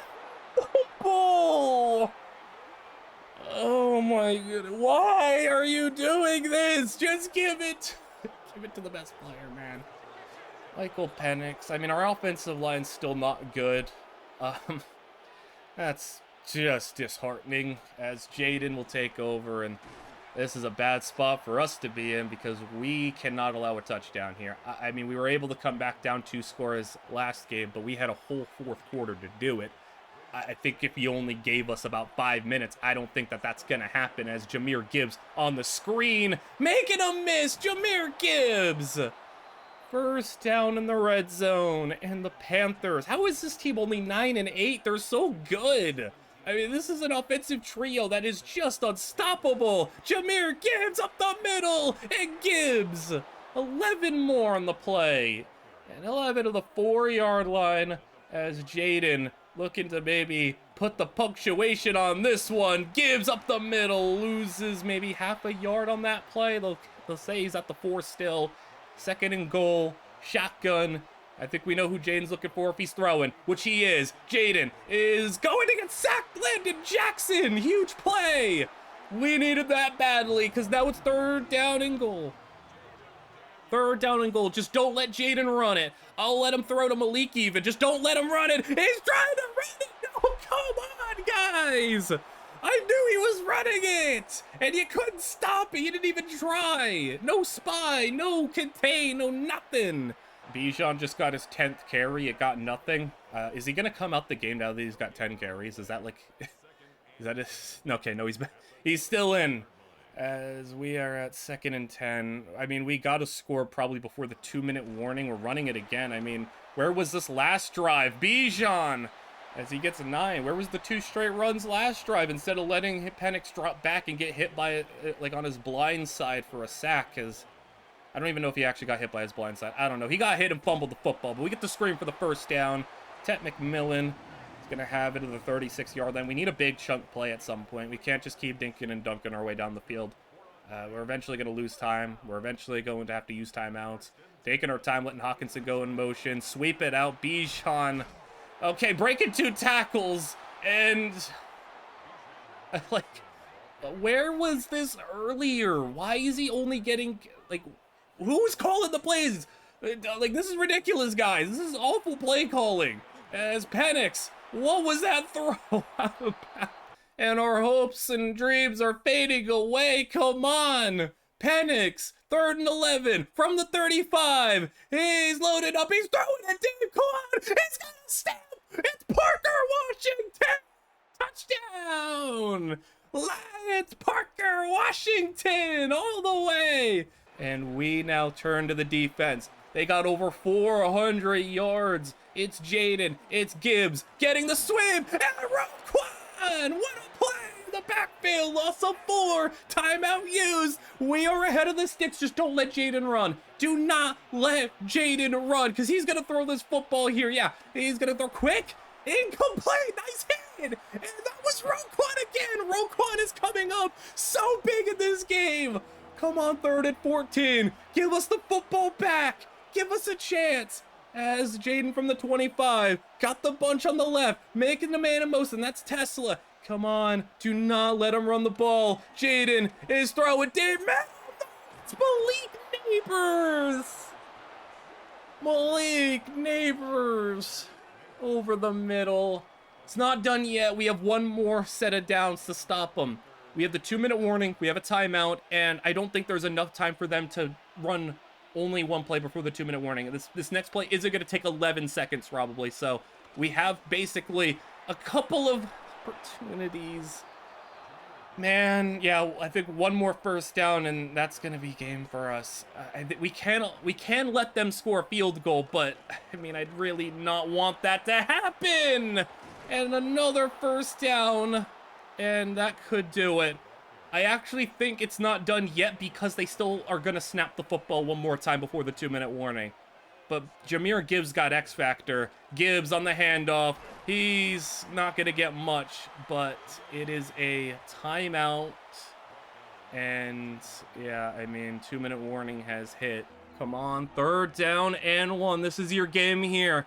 It's a long one for a sneak, but they might go for a sneak. I think we can stop them if so, but it's just a run to Gibbs. 1st down, and that's game. They couldn't stop. They got like over 450 yards of offense. Like, that is Malik Neighbors, Jahmyr Gibbs, Jaden Daniels. That is an insane trio to have to try to stop. And I am frustrated with whoever's calling the play. It ain't me. I'm watching. Like, it's not my fault. I'm not the one giving Bijan only 12 touches. Jaden, I mean, who did get the ball? Michael Penix only threw 20 times.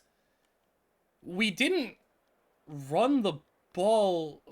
What did we? How many offensive snaps did we have? What was our time of possession? What in the world was that? Time of possession. Oh my goodness. Yeah, the defense was really the issue. You know, actually, I apologize. Bijan getting 12 carries is not the issue. It was just the defense. We just didn't have the ball. We had 32. We had that many. That's it. They ran like double the amount of plays. Oh my goodness. Yeah, that's just on the defense. All right. I apologize to whoever's calling the plays. Let's go check out the stats. A lot better for Penix. A lot better. Touchdowns were about the same though. Yeah, touchdowns were the same, but yards up, picks down by 8, completion percentage up by 11, yards per attempt up by almost a full yard, sacks down by 17. Everything for Penix basically just so much better for him. That's what we love to see. Bijan played 13 games and had an unbelievable year for 13 games. He averaged almost 100 yards a game, 12 touchdowns, 6.7 a carry. Tyler Algier was not good. 10 touchdowns, but only 3.3 a carry. That hurts. Man, receiving, we're just not throwing the ball a lot. Like, yeah, we're throwing it 450 times. Like, that's probably so low compared to some other teams who throw like 500 to 600 times. But, you know, I'm not going to get too mad at the pass production there. Boye Mafe, back-to-back double-digit sack seasons. Aleem McNeil, nice year. Landon Jackson, Bilal Nichols with 6 sacks. All right, we take that. Picks, nothing. Wow, that's... We do not get interceptions, and our stinker of a kicker is 19 of 26. I mean, Penix got a lot better. If he takes another big leap, then yeah, that's good. Titans go back-to-back. Matthew Stafford just got himself into the Hall of Fame with that. Oh my goodness. Look at that. If Matthew Stafford wins 2 more Super Bowls, go straight to the Hall of Fame, Stafford. Bilal Nichols. I'm fine getting rid of Bilal Nichols. I mean, he's... Yeah. All right, Bilal Nichols on the block as well. And Adebawore, would that be enough to get it done? Not quite. Braden Swinson. I guess I'd like to keep him as a backup. JD Bertrand. Would he be enough? No. Would... Oh, Percy Butler, they had some slight interest in. No. Let's try it. Let's try a 7th. I'm fine giving up a 7th. They are making me really fight for this. And I don't like it at all. 6th rounder. We got Christian McCaffrey. It's a washed Christian McCaffrey, but it's something. And we lost our 6th round pick. I can get that pick back. No problem. I'm just going to go and sign somebody and get my 6th rounder back and expect to just be okay. So we got our 6th rounder back, and we can head to the draft. We're hoping a 2nd round safety to replace Isaiah Simmons. And in the 1st round, we're just going to take whoever is available to us, whoever we feel is the best available. I will see that these players, 1 to 2 for that D tackle, top 5 edge. Oh, he's the one. He's the one. He's the one. He's the one. Oh my goodness. I don't know if we're going to be able to get him though. 14th is like, teams will take players if they know they are good and at a premium position. It's going... Oh, he's... I think he's there. Is that him there? He's here. No way we're going to get 2 years in a row top 5. And at an edge rush position, edge rush is so much less talented at the top. Like, it's not easy to draft great edge rushers, I feel like, compared to other positions at least. Yeah, that's the one right there. Joey Ward, number 4 in true talent. Hidden dev, 86 speed, 80 strength, 21 years old. There we go. That's massive. And if one of the safeties is available to us in the second round, that'd be also great.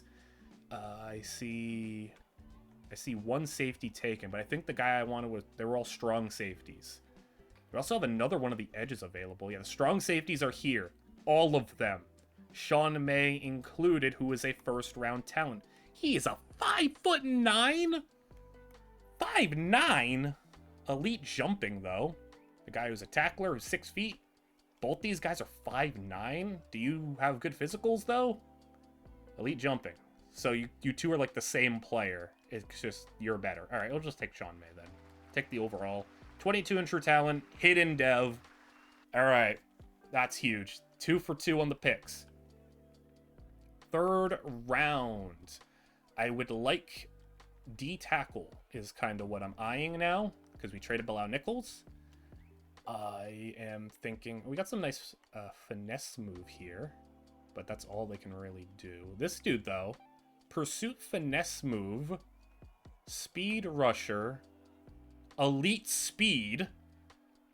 Yeah, that's the one. I don't need to look too hard. 48th in true talent, hidden dev. All right, 3 for 3 on the picks. This is more what we need. This could be the draft to put us over the edge, put us over the hump, get us there.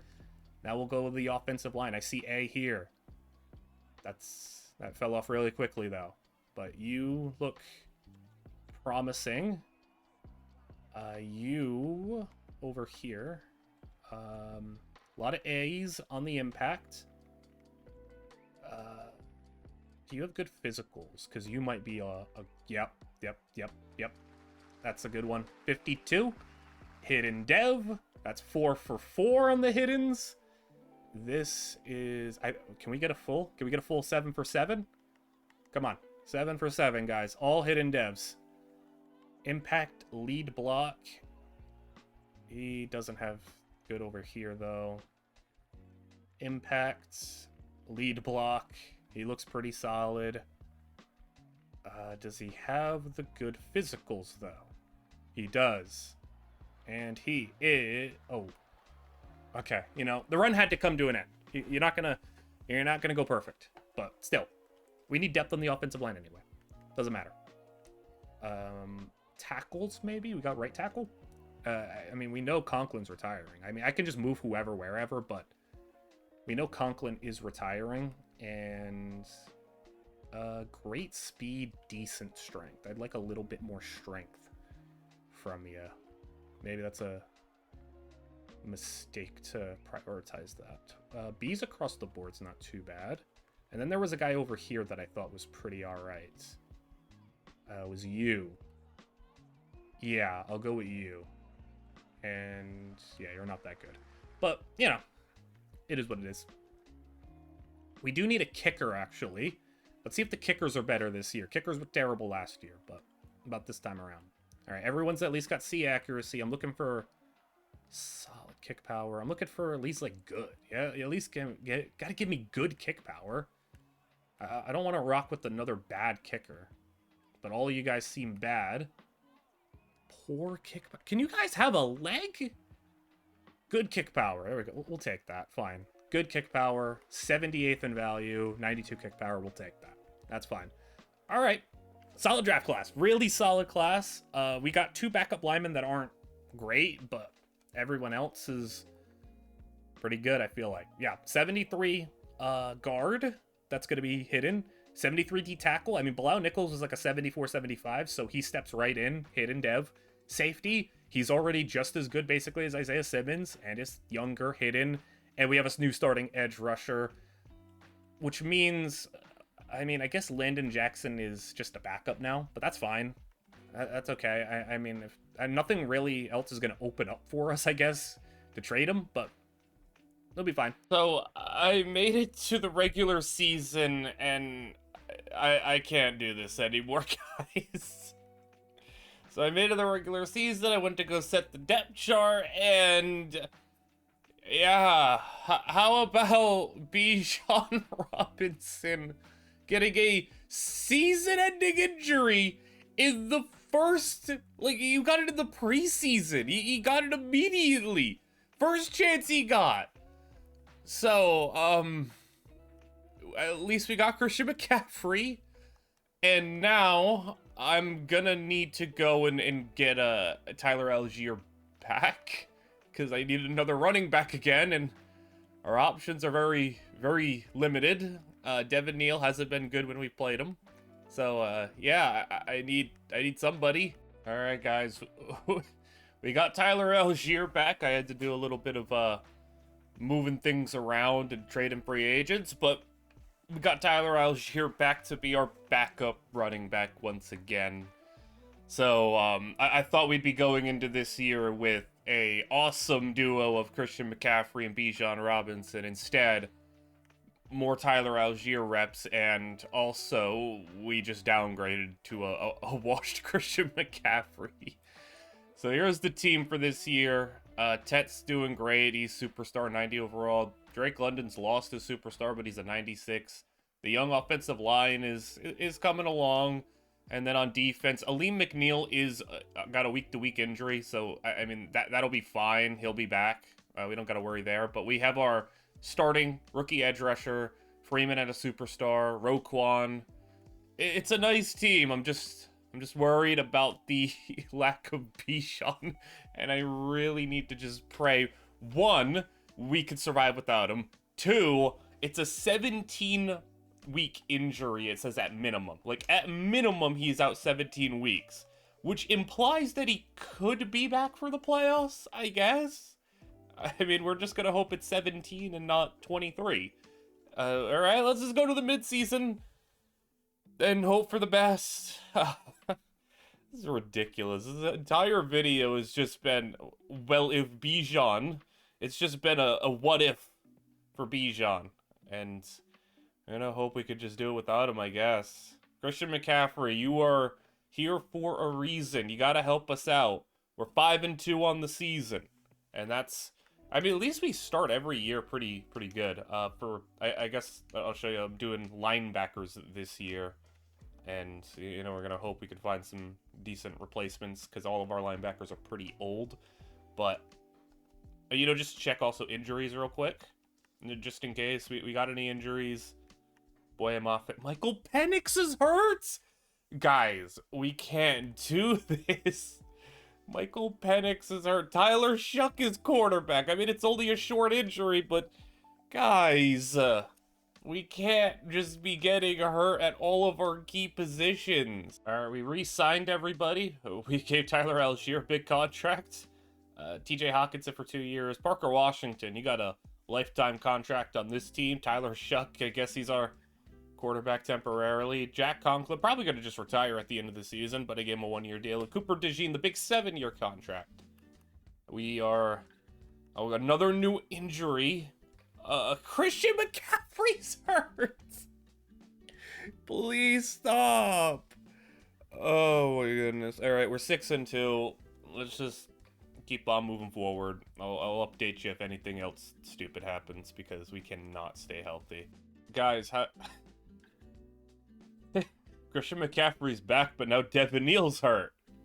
How does all of our running backs keep getting hurt? And, like, every single running back we've had this video has gotten hurt at some point, and it's concerning.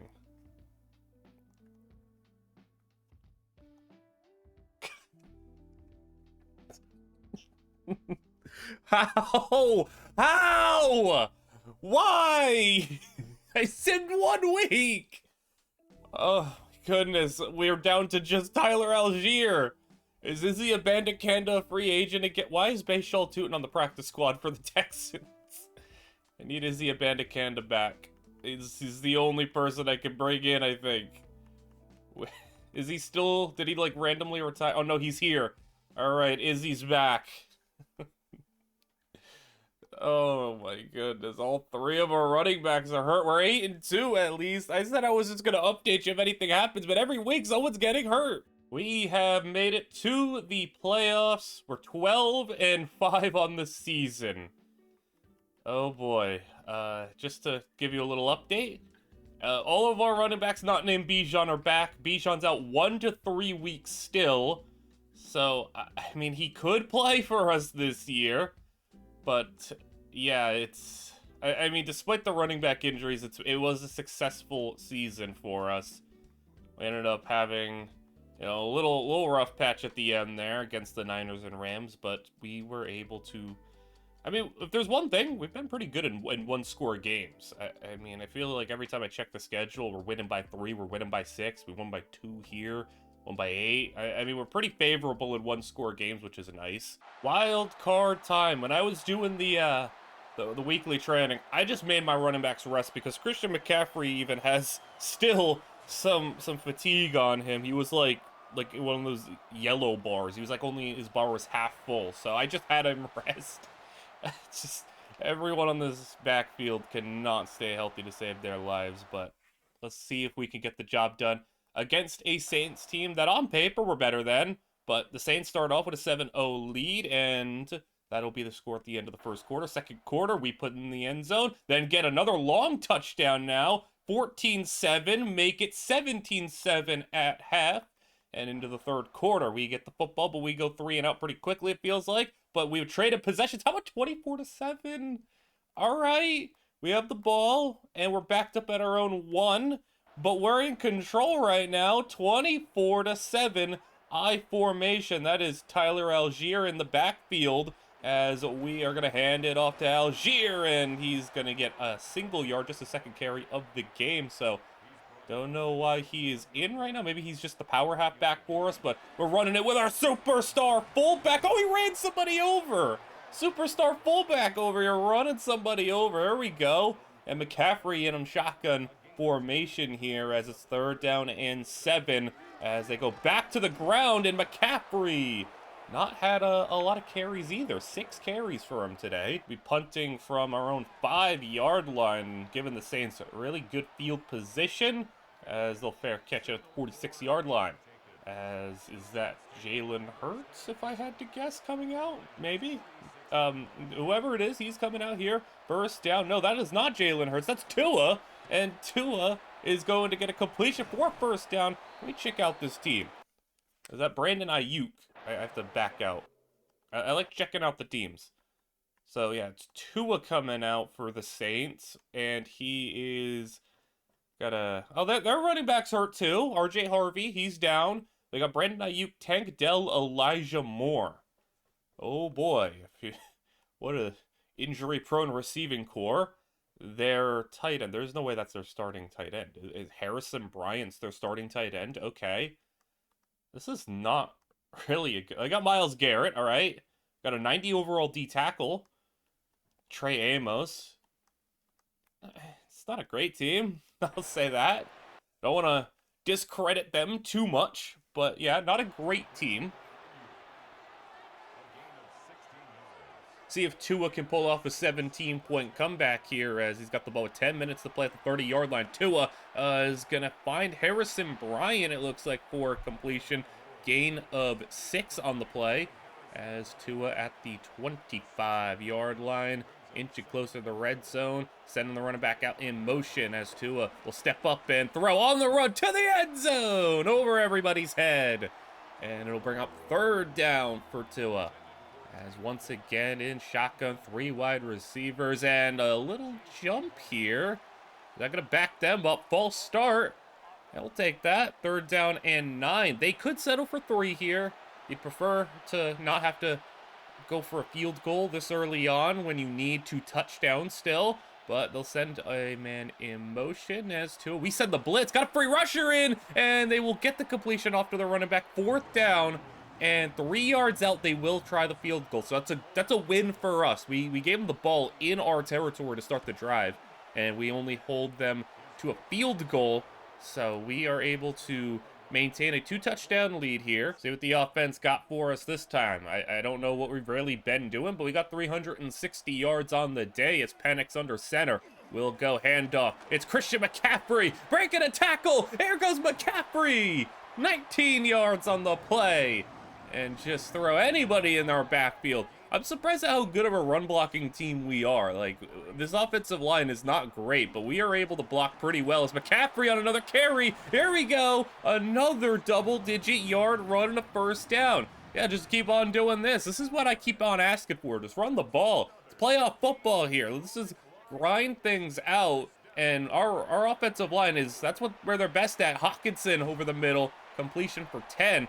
Penix, nice game from him. About 300 yards, 2 touchdowns, no mistakes really, as we got 2nd and inches already in field goal range as Penix. Don't take a sack here. He's gonna run. He's got the first. Penix inside the 20. Penix slides for 21 yards on the ground.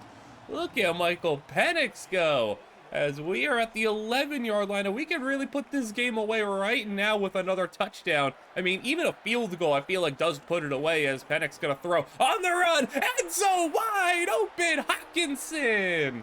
Touchdown, and we're up 21 points here. I'll give the Saints another drive just to see if they score a touchdown. If not, though, I think we'll be out of here with the victory pretty easily and moving on to the divisional round where maybe Bijan will be back. It's 1 to 3 weeks, so it's possible. Tua, you got some magic in you? Under 7 to play as Tua is sacked. Trevin Wallace up the middle gets him down. Yeah, I don't think this is happening for New Orleans unless you got a big play in you, Tua. Gotta launch one maybe. They'll go screen, and it's gonna be a nice spin move.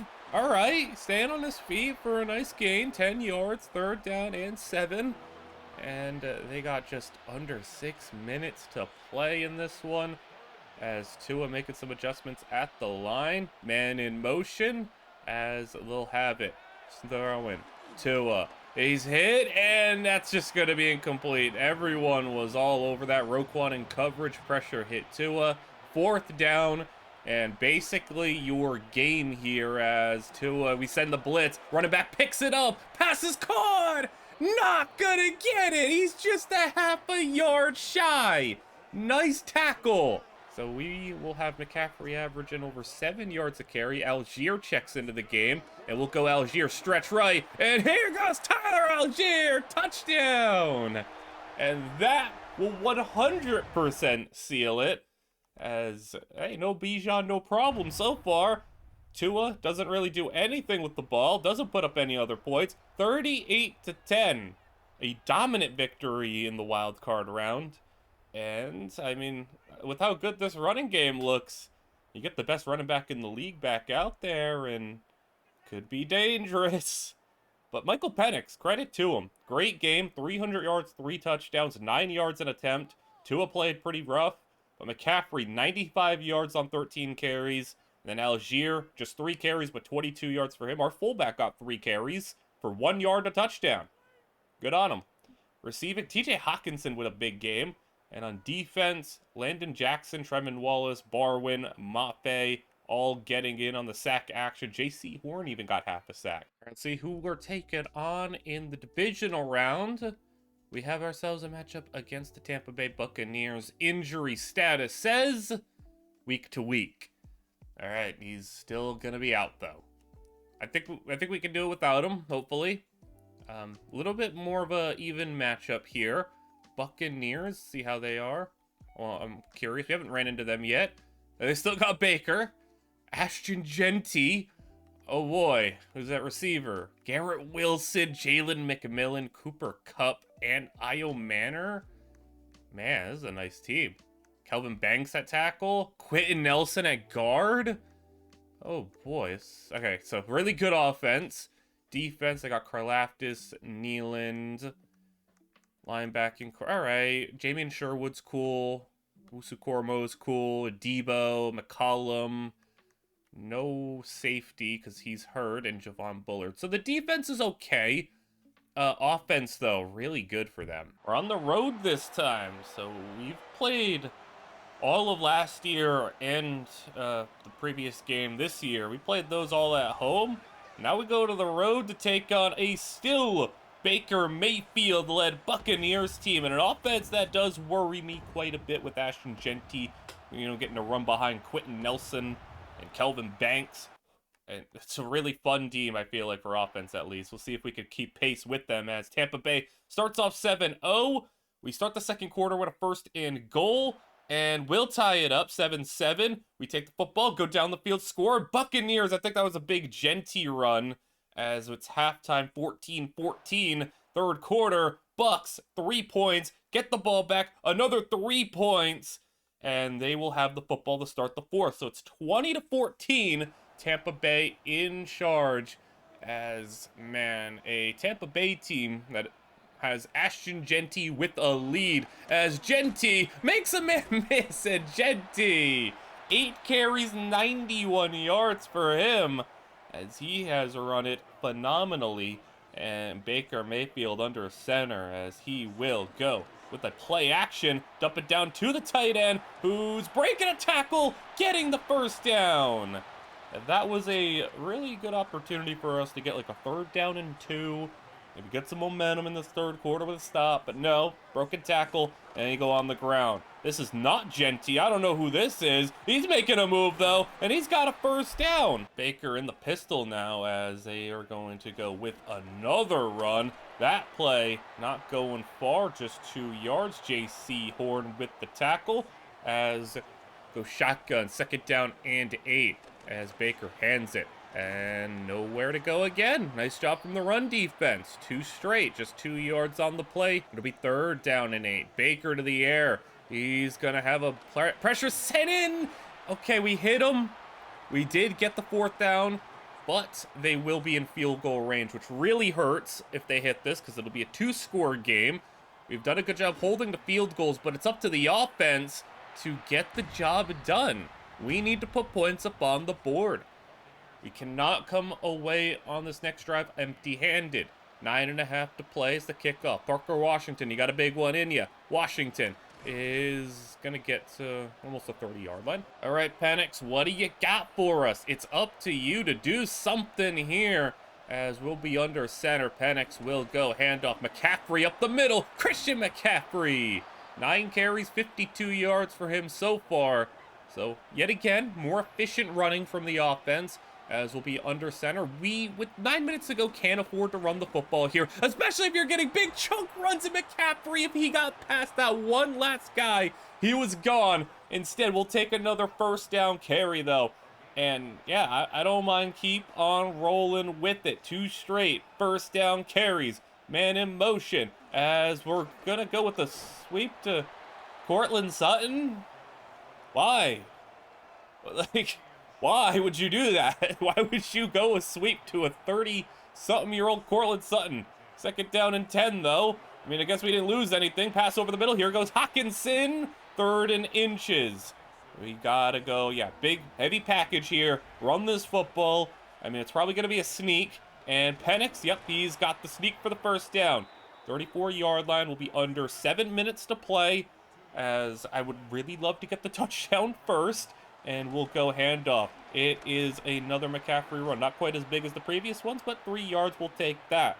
31-yard line. 2nd down and 7. Heavy package. Algier checks into the game. We only got 1 wide receiver in the package here, as we'll go stretch right. Algier not able to get past the traffic, and it will be 3rd down and 7. And we'll put McCaffrey back in, passing down. Wouldn't be surprised if it's a screen. It is. McCaffrey, hold that block. Here you go. Christian McCaffrey inside the 10. And McCaffrey down to the 6. That's what he's here for. Be a nice pass catching back. The blocking downfield was nice as we go with a blitz from Tampa Bay. Penix got to beat the blitz. Get rid of it. He does. Barely. Incomplete. 5 minutes to play. So time not really. There's a player outside. Tampa Bay's offsides. Throw into the end zone. Touchdown. It didn't matter, but why was he offsides like that? Drake London for the score. as that will be a free touchdown for us. I mean, not really a free touchdown. Like, the offsides didn't really contribute to it, but still, weird how that happens sometimes. Paulson and Debo, I guess, got confused what team he is on. We'll decline that, though. And yeah, 23-21 your score. It was a good drive, 10 plays, 70 yards in just 4 minutes, leaves us plenty of time. Defense just got to keep him out of the end zone here. Screen, nice job to get down on that one. Garrett Wilson, 10 catches, 81 yards, so they're feeding him the football. 2nd and 11, Baker to the air, and that's intercepted! And it's gonna be picked up, and there's that Roquan Smith. He's been so good. Roquan takes us back into field goal range with a potential lead to be taken. First turnover of the game on either side. Here's where I want to get to run of the football. Fullback catches the lead block, couldn't hold it. And that's a 3-yarder for McCaffrey. 2nd down and 7. 17-yard line. Just play it safe here. We don't got to do anything crazy as Penix is going to throw on the run. That's, see, this is what you could have just ran the football there. Play it safe. We have the field. We have the lead in our back pocket. Just don't do anything silly here. Penix, he's going to get sacked. I don't know what Penix was doing on that drive. He just, both pass plays, he immediately just ran and tried to do something. I don't know what he was doing there, but field goal's good. We'll take the lead, 24-23 with 3.5 minutes to go. Situation, though, don't love that. They are going to have plenty of time, and this is one of those spots where, you know, you go and get into the 40-ish yard line, you start going clock control, can run out the clock, kick a field goal at the very end. Defense, though, got to hold them out of that area. You know, it's about 35 yards till field goal range as Baker Mayfield to the air. And he'll try to step up and throw for a incomplete pass. Roquan Smith breaks it up again. 2nd down and 10 for Baker. They have not let Genty go do anything. And it's another sack. Now this time Aleem McNeil gets in his 2nd of the day. And now it's 3rd and long for the Buccaneers. And Baker has got to do something. Will he find Garrett Wilson for an 11th catch? Will he find one of these other receivers like McMillan or Cooper Kupp? Well, Baker is going to find his receiver. I think that's McMillan. And that's enough for the 1st down. That was a brutal 3rd down. An opportunity to flip this game back in their favor. Who just jumped that? Is that Roquan again? Who almost just got a pick?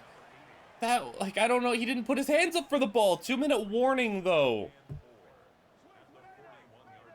Just 2 minutes there. I'd say about 20 yards out from field goal range as Baker goes with the ground. And that's not Genty. I don't know who that was, but it was a Genty, and it's a tackle for loss as it's 3rd down and 6. Baker is going to have another 3rd down situation that he's got to come up big on. McMillan in motion as they'll go bunch left. Baker making another adjustment as he'll throw. We got a 4-man rush on the run. Baker completes it, a Cooper Kupp. And they are just right outside field goal range. 44-yard line. It'd be 61 from here, so yeah, about maybe 5 more yards, and they're going to go on the ground to try to get it. And it's going to be a stiff arm and a good run to get them basically into field goal range. But again, no Genty. I don't know what Genty's not seeing the field right now. Baker to the air, 2nd down and 4. As Baker rolling, running, and he's going to get chased down. And that was Roquan again. He's all over the football, and that is a huge tackle to set up 3rd down, because if we can at least give ourselves a minute to play to go on a game-winning field goal drive, Baker is going to have a completion and an injury timeout. And this is, yeah, this might be wraps for us unless we can force a extra long field goal try with some tackles for a loss or hope for a penalty or something. As that's a big hit. Roquan Smith, he's trying. It's a timeout, but yeah, they could just run the rest of this clock off and kick a 50-yarder. That might have been our best chance unless we can get a pick here, but that's not going to happen as they will get another completion. Tampa Bay calls a timeout. I guess that gives us, you know, potentially maybe like 10 seconds if we stop him here. Baker got to hope for an incomplete pass. Pass over the middle. Caught! That's probably gonna do it. That's probably gonna do it. 30 seconds to play. And yeah, they could just run this football, kick a chip shot field goal. Do we got a fumble? Do we have something? Maybe let them score here? That would be a good idea. No, they get to the 2-yard line. Yeah, I just say let them score. I would hope that we could maybe do that. Baker, goal line, handoff, touchdown. All right, so we'll at least have like 16 seconds and no timeouts to pull off a miracle. They'll go for a 2-point conversion, of course. I guess a pick 2 would also help us here. Maybe make it a field goal game. But no, they'll get the 2-point conversion with ease. 14 plays, 75 yards. That's just bad defense. Bad defense all around. They converted multiple third downs.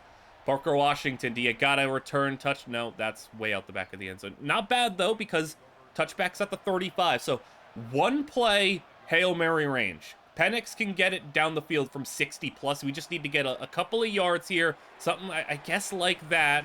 But we got to get back to the line, spike the football. Spike the football with just a couple of seconds to play. Come on. No, he's not going to spike it. He's actually not spiking it. He's going to throw. And Penix going deep. This is your game here. It's going to be incomplete. That was actually, there was a chance there. There was a chance. Instead, we go down in the divisional round. Man, that hurts. That hurts a lot. That was definitely winnable. Definitely winnable. Defense just needs to stop being, like, so easy in these clutch situations. It's back-to-back years of that. Baker just converted clutch situations. Penix, not a great game. Christian McCaffrey did have a great game, though. They gave Brian Robinson a decent amount of carries compared to Genty. Sure. Garrett Wilson, 11 catches. And yeah, Lee McNeil, Roquan was incredible. 10 tackles, 2 for a loss, a sack, a pick, a pass breakup. Yeah, I mean, Roquan's amazing. I mean, we're going to hope he doesn't regress too much since he's basically like 30 years old, 30 plus. So yeah, I mean, we're going to hope he doesn't regress. We're just going to have to keep on putting together a couple more draft picks, I guess, to put this team over the hump. Maybe you start to ask the question, is Michael Penix an issue? Because he did not take a leap forward this season. Less yards, less touchdowns. But even if you say, like, oh, he got hurt for 2 games, you can even look at the per pass stuff. I mean, his completion percentage was 7% less. His yards per attempt was 0.5 less. Sacked more times in less plays. More picks. I mean, yeah, just not a good season from Penix. Tyler Shuck, I don't think I'm going to give him any chances, but, you know, he's here. Run game, though, was good. I mean, even without Bijan ever touching the ball this season, Bijan was still, you know, like, we still did pretty good. It was a dead even split between McCaffrey and Algier, and they combined for, you know, 1,500 yards and 14 or 15 touchdowns, you know, on the ground with, you know, McCaffrey getting a touchdown through the air, Algier, and then combining for 300 yards receiving. Drake London back to 1,000 yards. Tet McMillan 700. Cortland Sutton 700. Roquan Smith had a nice year. Lee McNeil 13.5 sacks. Our rookie edge rusher 8 sacks, 9 tackles for loss. Nice. Roquan also had 3 picks. Did he come in Defensive Player of the Year? Like he JJ McCarthy MVP. All right. Yeah, that's interesting. Stephon Diggs Offensive Player of the Year. I don't know what's going on. Aiden Hutch, what was going on with the Giants? Man, and no Defensive Player of the Year stuff for him. Defensive Rookie of the Year, though. Joey Ward got that. All right, let's see. Super Bowl winner. I believe the Panthers made it. Yeah, the Panthers, this was the Jaden Daniels team. They've lost 2 straight. This is the Jaden Daniels, Jahmyr Gibbs, and Malik Neighbors team. That's awesome. BJ Hill wins a Super Bowl MVP. Just as we predicted. All right. We got another off season where do we lose Conklin? That's the one we're kind of looking out for. Conklin, yeah. Conklin retires. So we're down a tackle, but we did do plenty to draft offensive linemen to fill that void. We also, I guess, free up $14 million for the future, which, you know, doesn't really help us for free agency. McCaffrey at least sticks around, which is cool. So for the focus players, I just did 2 corners and an edge rusher. I wouldn't be opposed to taking another edge rusher if we can find like a elite, you know, type of prospect. And Boye Mafe is nice, but maybe we can find like an X Factor type of player, get a difference maker. We have, yeah, none of the quarterbacks got taken. Maybe I could have scouted one of them. But the players that we looked at, first round talent here at cornerback, and then this corner's top 5 talent. How do we keep finding? We keep finding top 5 talents. We only get a handful of players to look at, but we keep finding the top 5 talents. I think we should just take the top 5 talent and, you know, take talent, worry about the rest later. We get the number 5 player, hidden dev. That's our number 3 corner. All right, we got a full, complete secondary now. And we're going to see if the linebacker's available for us. I don't think... That might have been him going 35th to the Falcons. I don't know. Top 5 quarterback is still on the board. That's what I mean with quarterbacks. Like, they just... Yeah, the linebacker's gone. So we're left with a quarterback here. Nolan Nails. Who is... Not bad, actually. Like, at all. He's good throw power. He's a pretty good quarterback. Do we go for the quarterback? Like, objectively, this quarterback might just be the best player on the board, but, like, do we want to put ourselves in that situation? Because there's no guarantee that, like, we only get a couple of picks, and we only get a couple of premium picks. I don't know, like, we don't need a running back. We got a pretty loaded running back room. Receiver, I don't think we need a receiver. And then you go down edge rusher, like, I guess we could use another edge, but would either of these guys be players that instantly come in and change our edge rush room? Like, no, I would want a premier talent to start over Boye Mafe. I don't know if either of these guys are that, because we don't even really need depth. We have Braden Swinson and Landon Jackson as depth. So, like, if you aren't, like, an impact player, you're probably not playing.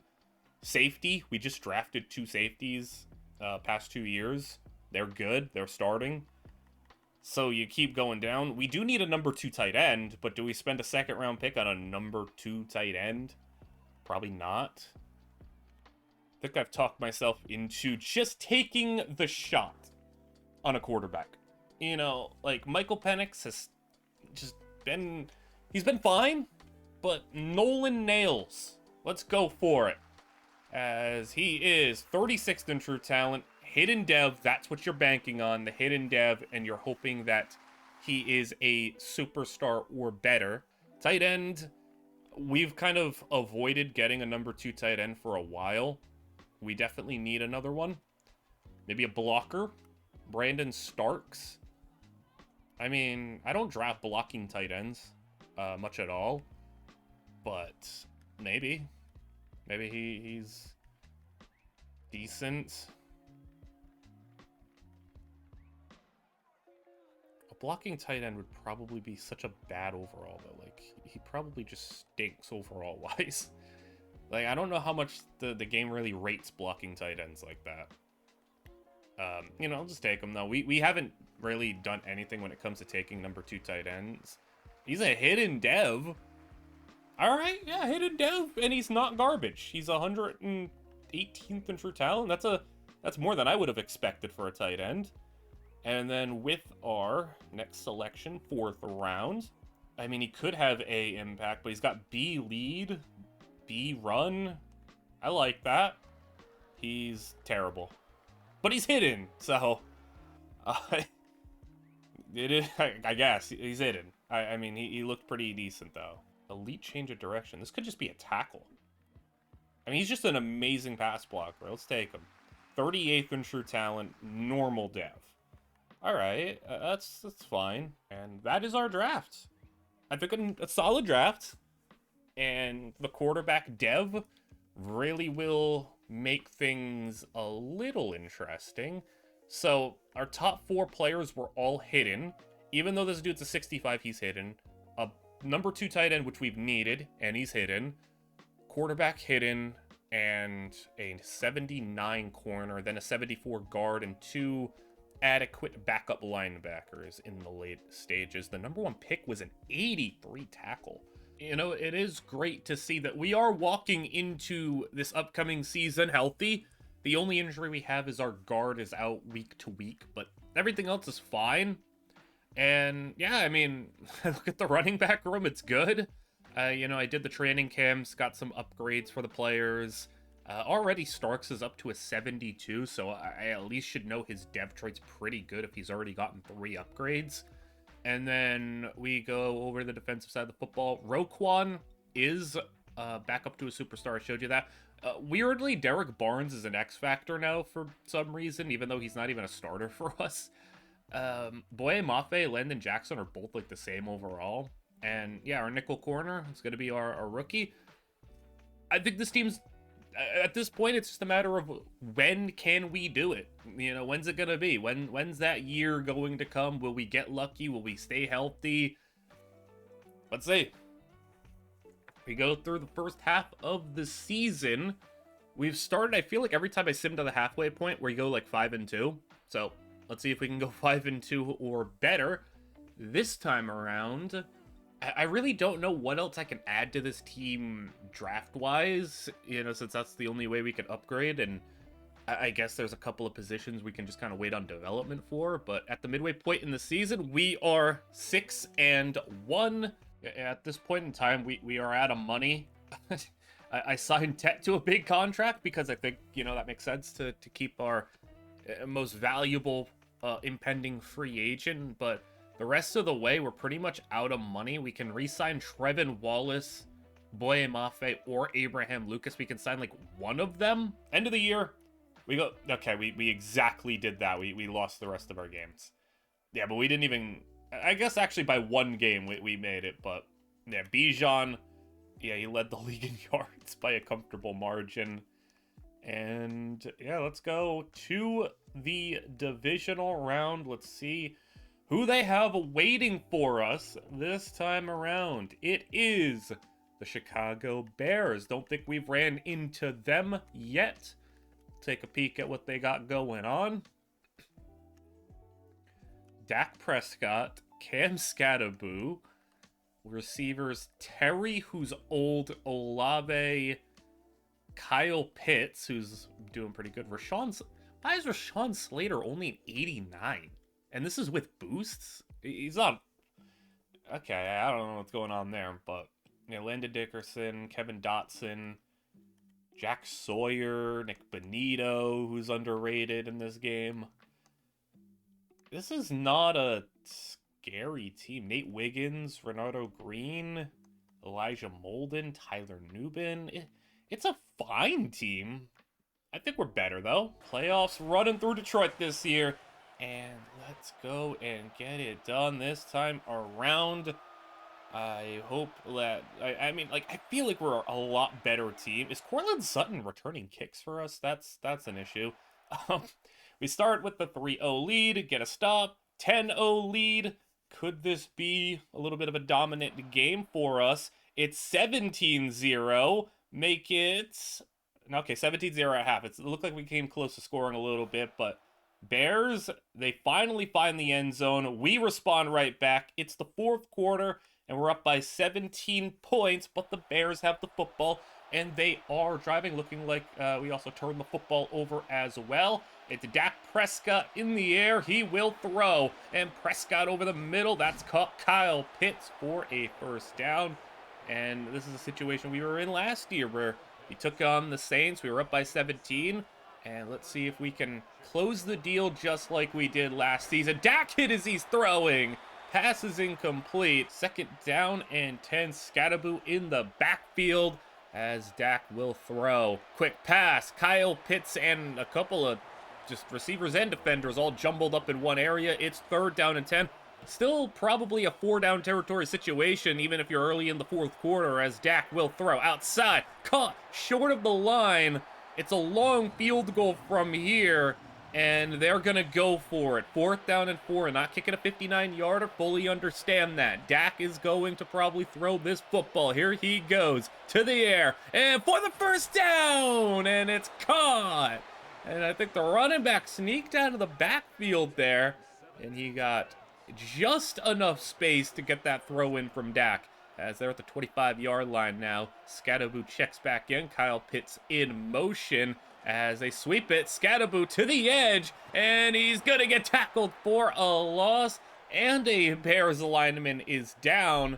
So they'll be backed up 2nd and 13, and we can really get the pass rush going. We only got 3 down linemen, as it's going to be a 3-man rush. Dak going to have some time, but he finds Kyle Pitts, and Roquan in coverage there brings them down. It'll be 3rd down and 2. They go with a little under center, fullback in the game. Package, receivers tight, close to the line, and it's intercepted! And somehow that ball found Roquan's hands. I am just stunned by how good Roquan has been all video. We take over up by 17, and Bijan in the backfield. We go Robinson's way. He's got 1 yard on the play, just 9 carries on the day for him. Fullback checks in the game. We got full chew clock on. Let's go and give Bijan, let him ride us to victory. We go stretch, Bijan to the edge. He's got a block down the field. Bijan Robinson for 20 more. And yeah, this game is going to definitely be slipping away from Chicago. I don't know what you do in this situation. Toss it out. Bijan is going to lose yards here. An injury timeout. Another Bear goes down, as it'll be 2nd down and 12, and the shotgun could be throwing it here. Maybe just set up a screen for Bijan at this point, as they'll throw, and it will be a check down. Bijan makes a move, and he gets the 1st down.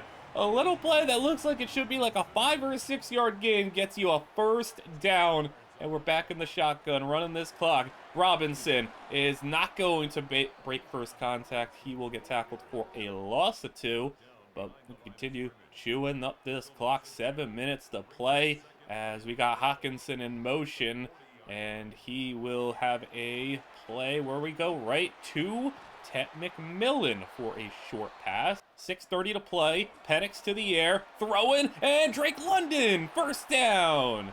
That's nice. Keep on moving. Keep on just running the clock down. As tight end checks into the game, we have a 2 tight end set. Is our, wait, hold on, I seen that. Our rookie tight end, that 3rd round pick, I seen him out there. He's X Factor. Our tight end is X Factor. We actually drafted a blocking tight end in like the 3rd round who's an X Factor depth. Okay. Cool, I guess. I don't know what an X-Factor blocking tight end really offers for us when it comes to like abilities and stuff, but like, cool, he's out there. That helps the run game even more. We have a superstar fullback, an X-Factor blocking tight end, 2 big body receivers. And like, this is the perfect setup for just a dominant rushing attack. We had TJ Hawkinson in the slot right now. Let him block out there, as Bijan actually is going to lose 5. And it will be 3rd down and 6. But we've already cut like 5 minutes off the clock on this drive. Go into the air here as he's spreading the field. Bijan's out wide as Penix, quick pass to Hawkinson. Wide open. Another injury. Another Bear.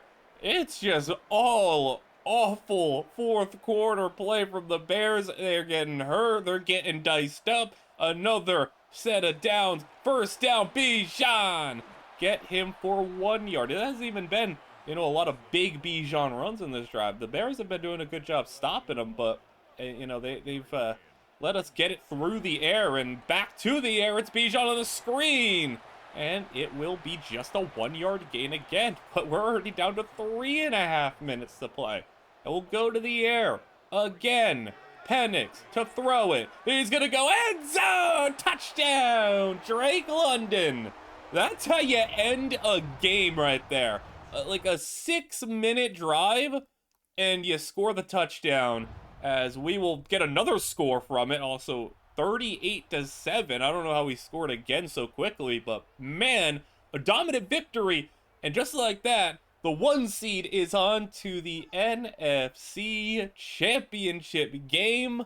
Penix, nice game. Maybe drafting a quarterback, intimidated him a little bit. Bijan goes for 83 yards. McCaffrey, couple carries. A couple other guys getting involved. Drake London, 100 yards and a touchdown. Tet McMillan, 94 yards and a touchdown. And then Kyle Pitts on the other side. He caught a touchdown on us.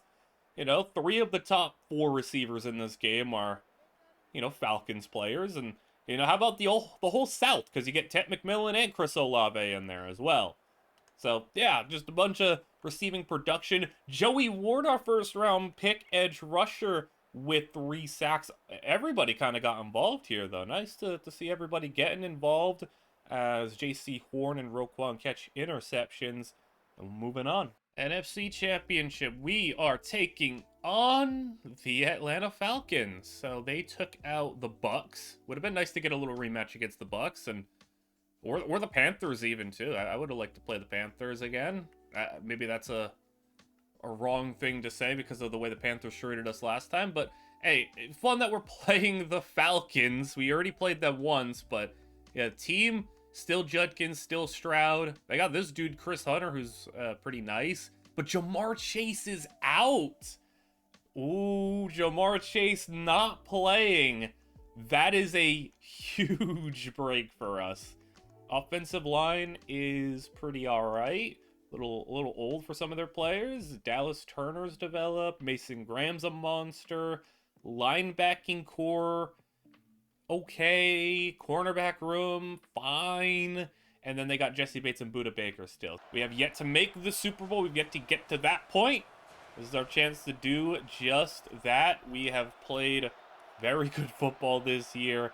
Bijan, let's ride him to a championship. First quarter, we get a turnover and a touchdown. Defense doing their thing. We have the football. Looks like we can get a field goal. We missed the field goal, but we get it back 14-0. Falcons finally score 10-14. So we let them get a little bit of offense going at the end there. Third quarter, though, we will be on top to start. Get an opening drive touchdown, 21-10, long touchdown. And it is 28-10. What happened there?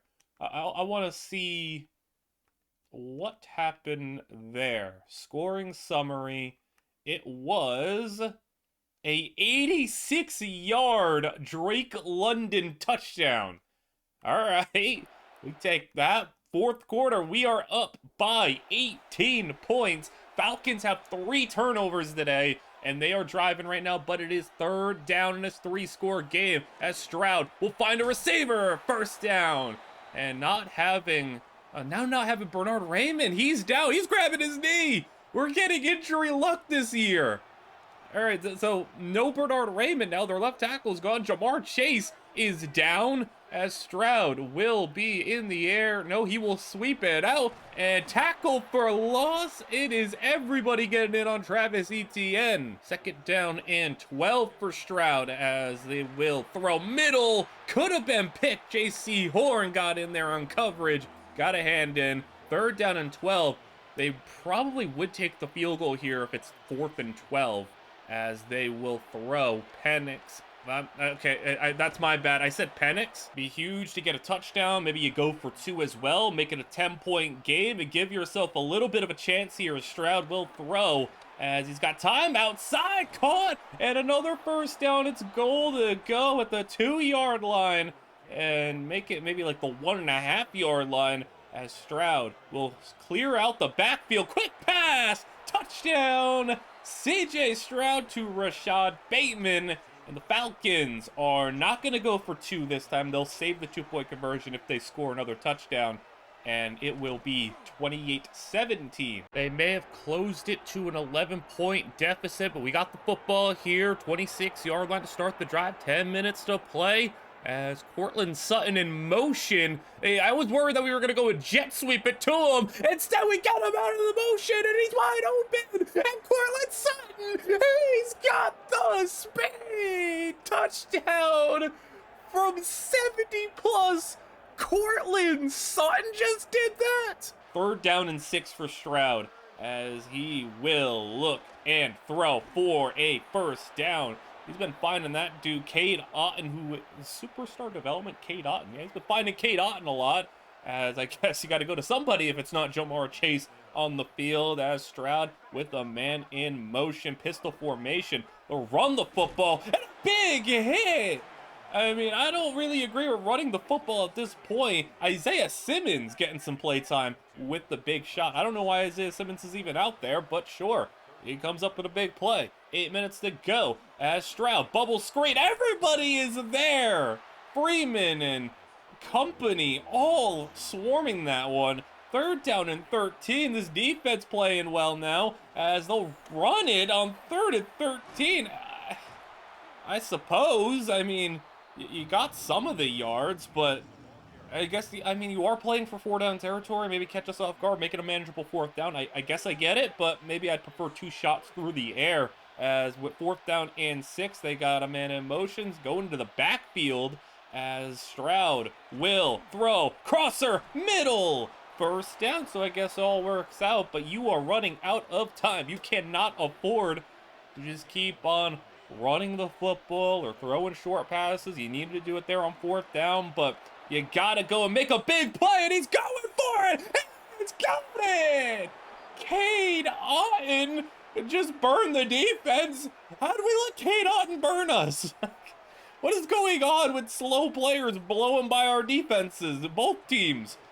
All right, well, Falcons, I guess, find themselves still in it a little bit, as they will need at least a stop within the next, I'd say, 2 minutes. This is the point in the game where, hey, you caught him off guard with the Cortland Sutton play. Now you give it to the superstar. No, it's a play action. And Penix, and it's almost throwing a pick. Why are you doing that, Penix? Do not ever do that again in this situation. You cannot give the Falcons a chance in this one. Just run the ball. There you go. Bijan Robinson, you're not able to seal the edge. Tet McMillan, I would have liked a little bit better of a block there. 3rd down and 10. I felt like Bijan was going to be running for a while if we held the edge there. So Falcons could be getting themselves a 3-and-out. Penix, you got a nice play in you to really devastate them. Penix, yes you do! It's KJ Hawkinson! And a field flipper of a play gets us all the way to the Falcon 27-yard line, and yet another demoralizing strike as Penix is going to stay in the air and get sacked. I don't love throwing it there again, because you're giving the defense an opportunity to make something like that happen. As it's 2nd and 19, it looks like we're throwing again, as Penix will find a receiver. Tet McMillan coming across the middle on the drag. He'll get 12 yards. I mean, we're firmly in field goal range, so don't have to worry about points, I feel like. But I'm pretty confident right now. Now spreading the field. We're throwing once more, and it's another play to Drake London now. Everybody getting involved. Penix over 350 on the day.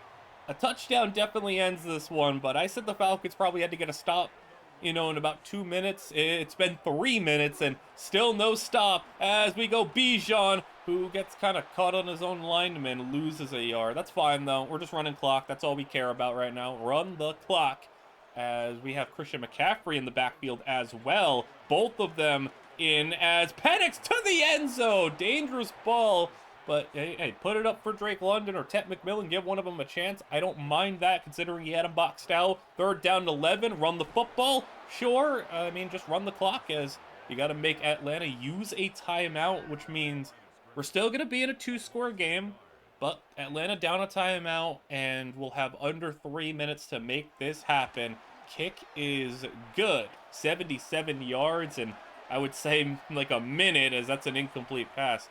You don't want to put yourself in an onside kick needy position. If you score, at the 2-minute warning, say you have 2 timeouts, you can still get the football back on a 3-and-out. But Stroud, plays like that are not going to help you. 6 yards, yeah, but inbounds, clock running, hurry it back to the line. You lost some really substantial time there, as Stroud will go short again, and he just flat out missed it. 4th down and 4, got to go for it here, as you probably are thinking taking a shot down the field maybe, or just get some quick hitter out of bounds and get the first. As Stroud will have pressure, roll, hit as he's throwing. He wanted to go deep, and it wasn't to be. We are headed all the way to a Super Bowl. Falcons not able to even put up points. 41 for the Lions in a big-time fourth quarter to help us get just what we need, a Super Bowl appearance. And can we get it done in our first try in the Super Bowl? I don't want to have to go down this road all over again. Penix, completion percentage was a little rough, but he made big plays. Bijan, not a big game, but he had 2 touchdowns. And Christian McCaffrey, yeah, running game as a whole wasn't anything crazy.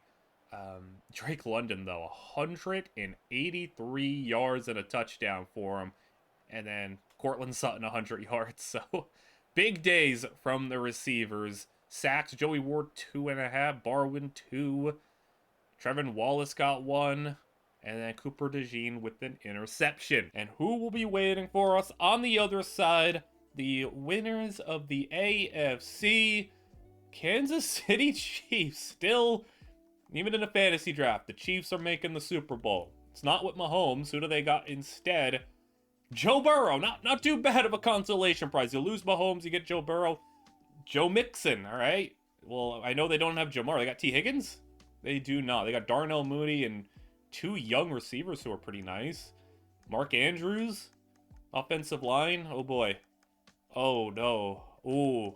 Can Joe Burrow, even in a fantasy world, get a good offensive line? Really? What the? Is that Evan Neal on his team? Oh, I am so sorry, Burrow.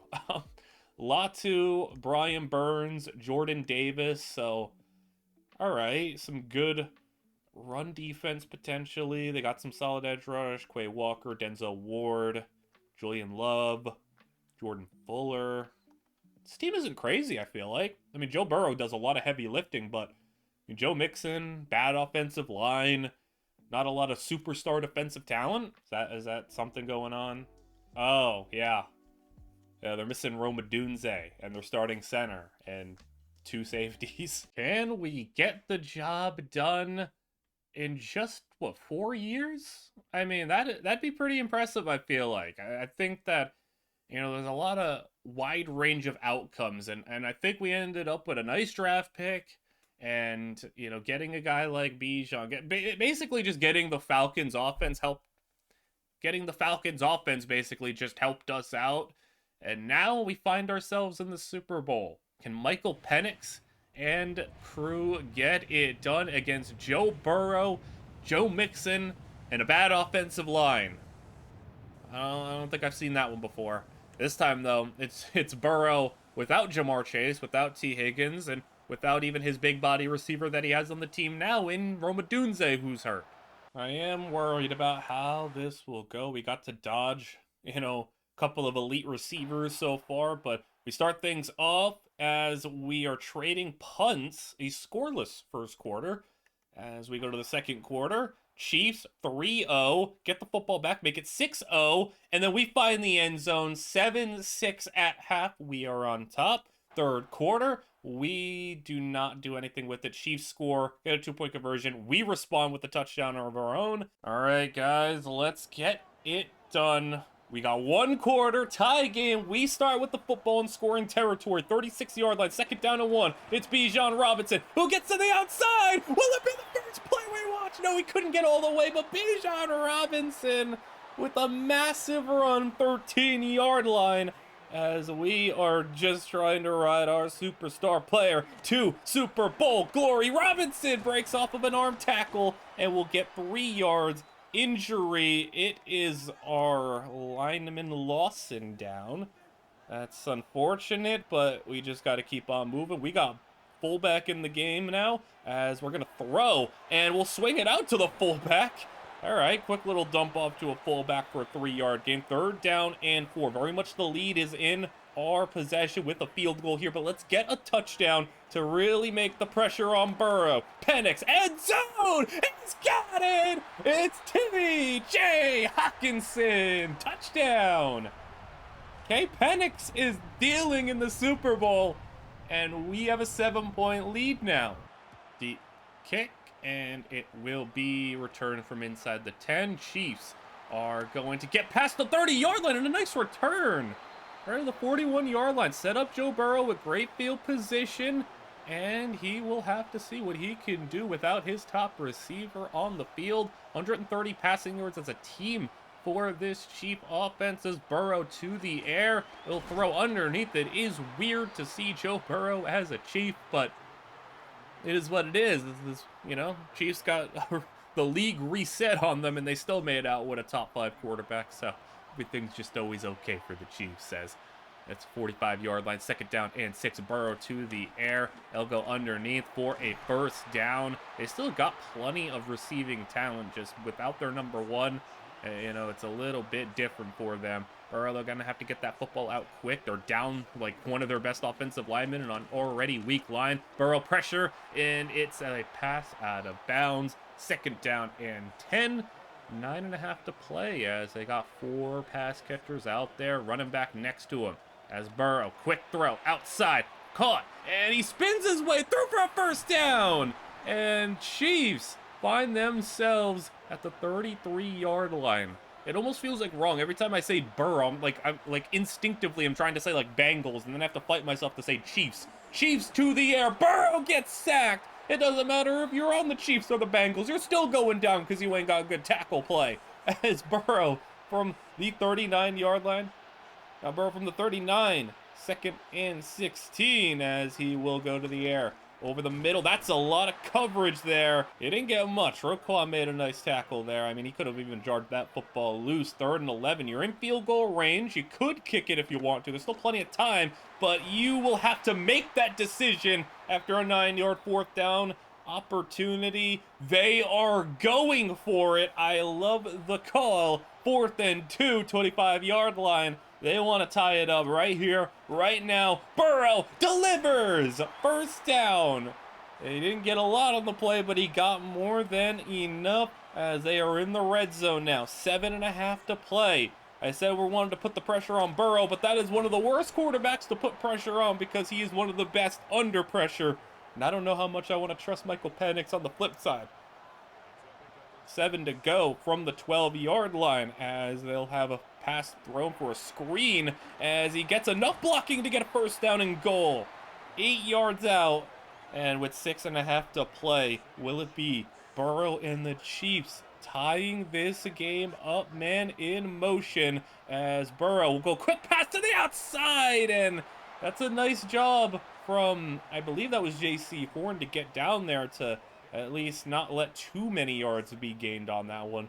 Could have been even jarred out again, but Chiefs making some tough grabs. We have a player offsides. No, it's happening to us now. Not the Super Bowl. Offsides. Burrow touchdown.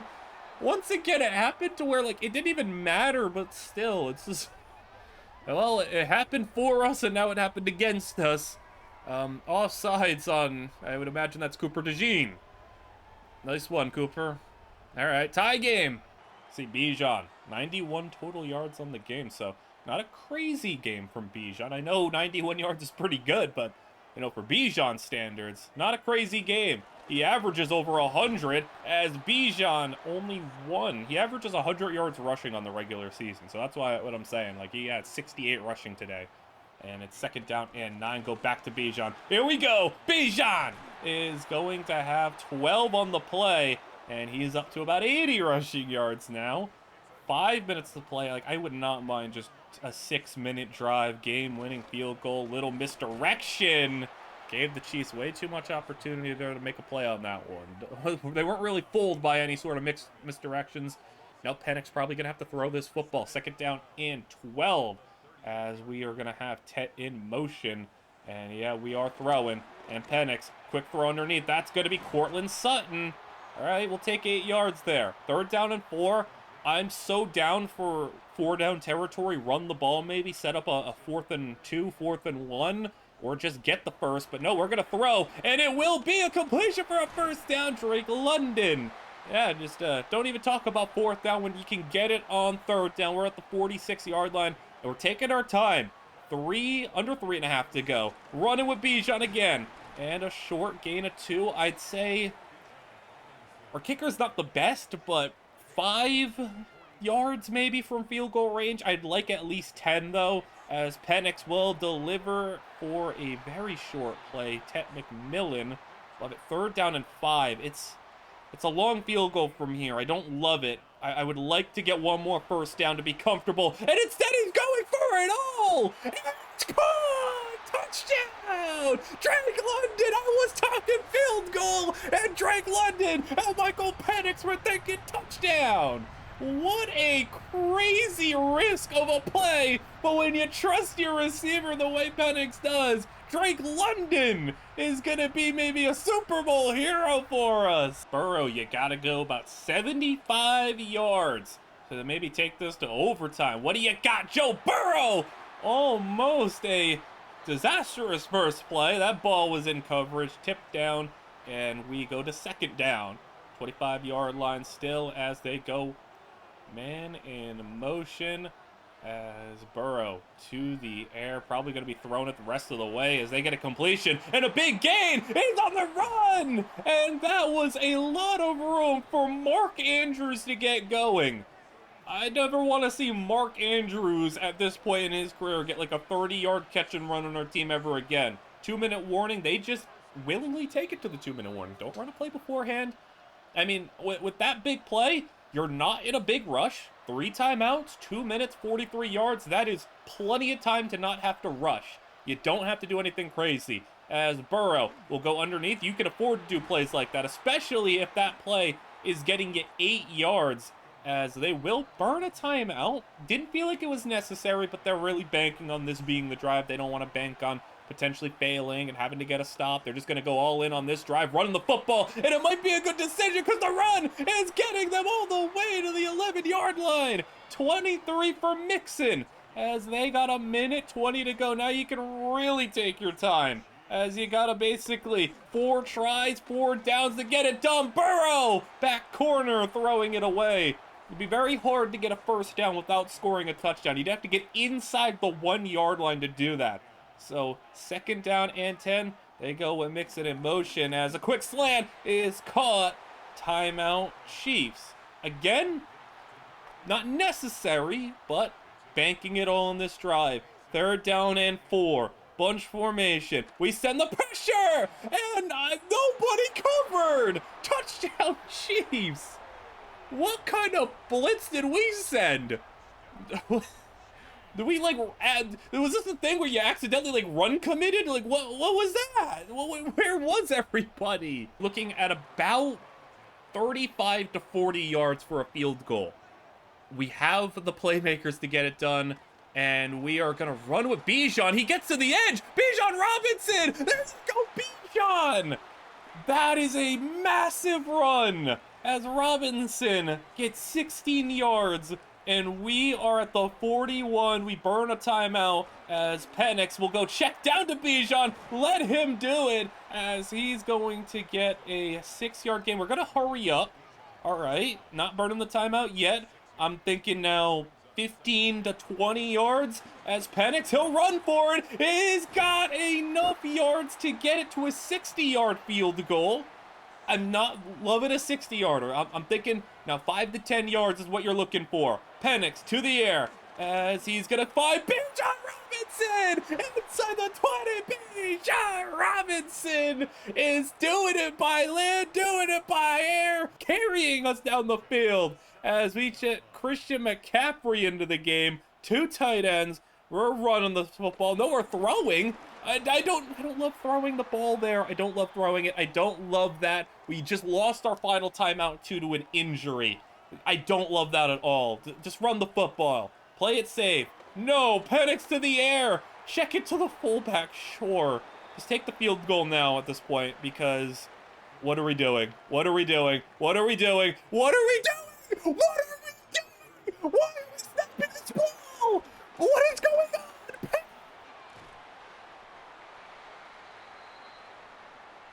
Guys,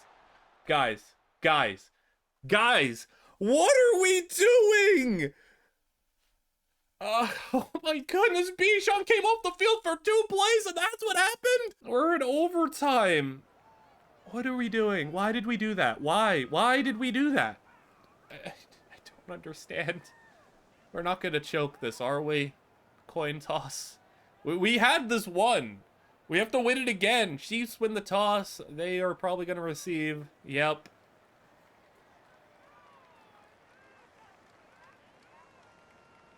Not like this, guys. Come on. Not like this. All right, kickoff. We are not done for some reason. We got more football to play. I guess they wanted to make it an even more interesting game as the return to the 30-yard line. All right, well, let's just make sure we keep them out of the end zone here. I mean, I can't get too mad if we allow a field goal, but, you know, just keep them out of the end zone. Give our offense a chance to... I mean, I say give us a chance. We had a chance. We blew it. I don't understand what that play management, clock management was. Second down, that pass caught, and a first down for Burrow. 41-yard line. As we will have our defense. I don't know what our defense has got to be thinking right now after what they just witnessed. Burrow is got a wide open Mark Andrews, and that will be 6 yards on the play. They are at the 48-yard line. They got Mixon in the backfield, running, no play action. It is he's throwing, but Burrow, great job to get that off in the face of pressure, and we have an injury. That is our number 2 D tackle. All right. No, so we have basically non-existent D tackle play outside of a Lee McNeil. 46-yard line. They're about a first down away from field goal range. They will run as what? Why did Mixon do like this little stiff arm and it actually worked? Like he like pushed him away. Like I don't. That was weird. He got 6 yards on the play. It was second down and 4 from the 40-yard line as Burrow will step up and throw outside, out of bounds. Receiver in the area. They just throw it away, though. We got to get a stop here. This would be a huge stop because this would be a long field goal if they throw an incomplete pass. And if we get a sack, we can maybe get them with no points on this drive. But we got to get off the field here. Burrow, quick throw. It's incomplete. Huge, huge, huge, huge. Will it be a 57-yarder? It will be. 57-yard field goal try. Long kick on its way. That was almost blocked, and the kick, it's no good. We almost got in there to block it, and instead he missed it altogether. Okay, do not fail this time. We just gotta go and get 2 first downs, kick a field goal, and we can win it the second time around. Panics to the air, sudden death overtime, as it is a completion. Drake London has 4 on the play. We almost have 500 yards of offense. As Penix, as McCaffrey still in. McCaffrey gets the carry. Here goes Christian McCaffrey for a first down. I don't know where Bijan went, but he's not playing right now. It's Christian McCaffrey trying to end things as we're at the 42-yard line. It's a long kick from here, but I'd like a little bit more. Come on! Why, Penix? Why? Why would you do that? What are you doing? I took a screenshot again by accident. Like, look, you're right in front of you.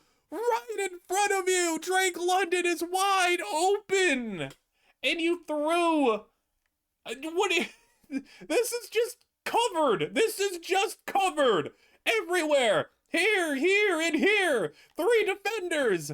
Sudden death, and the Chiefs have the football in great field position. Defense, can you help us out again? Can you give us a 3rd chance to win this one, please?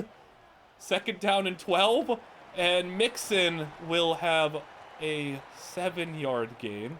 3rd down and 5.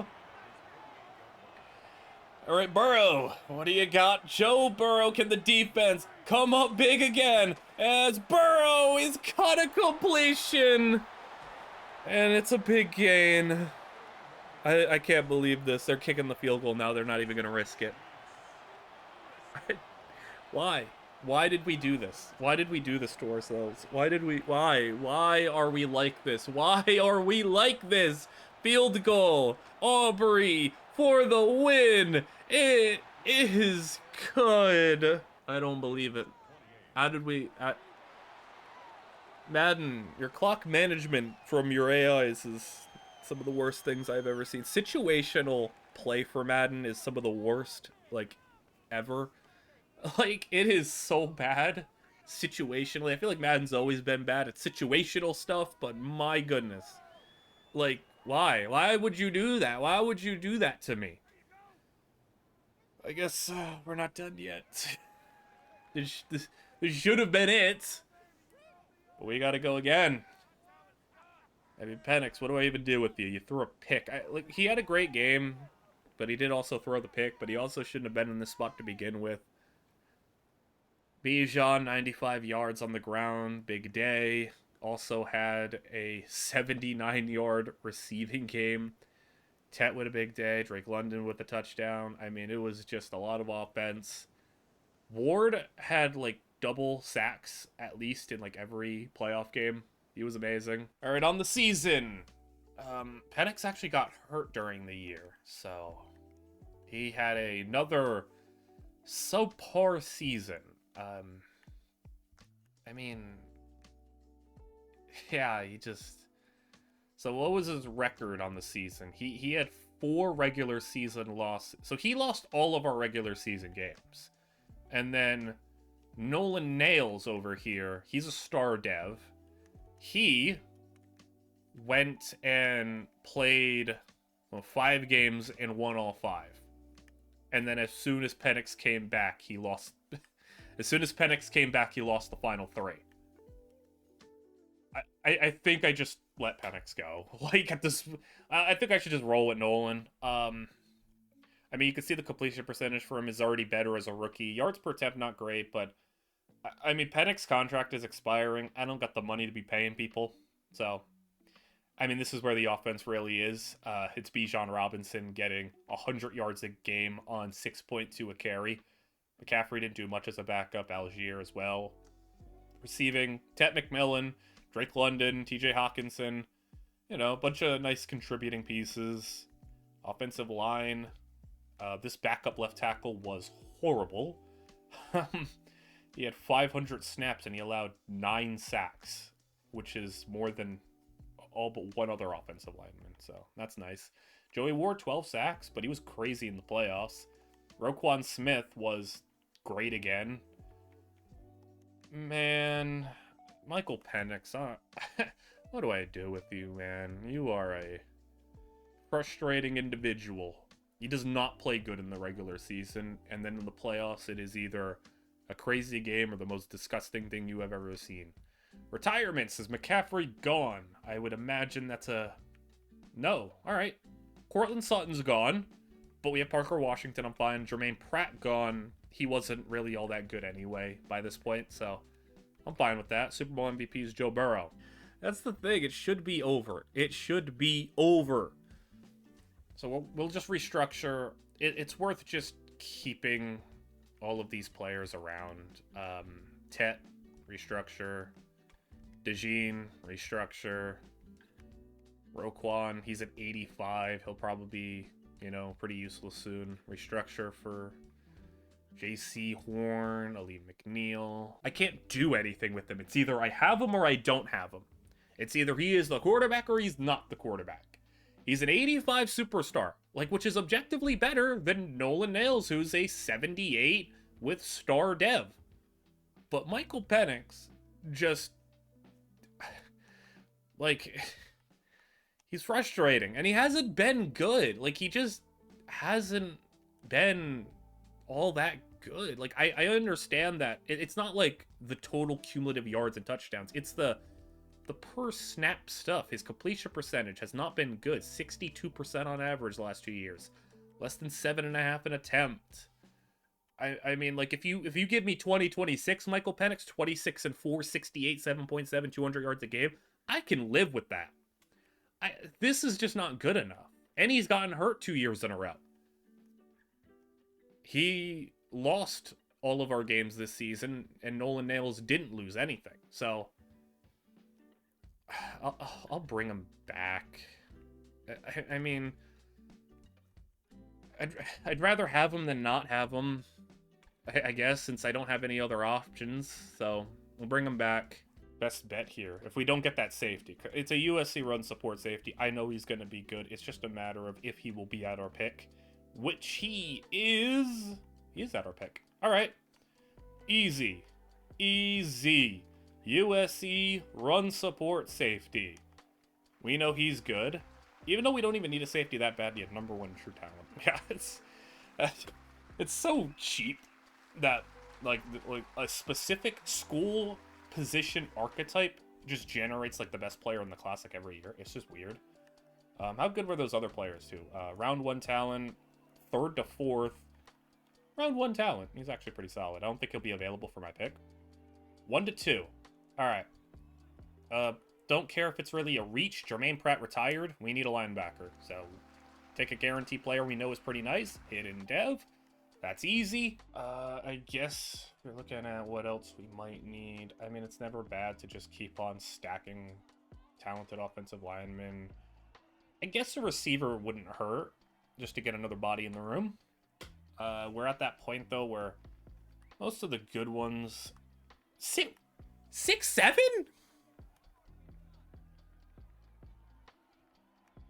6'7".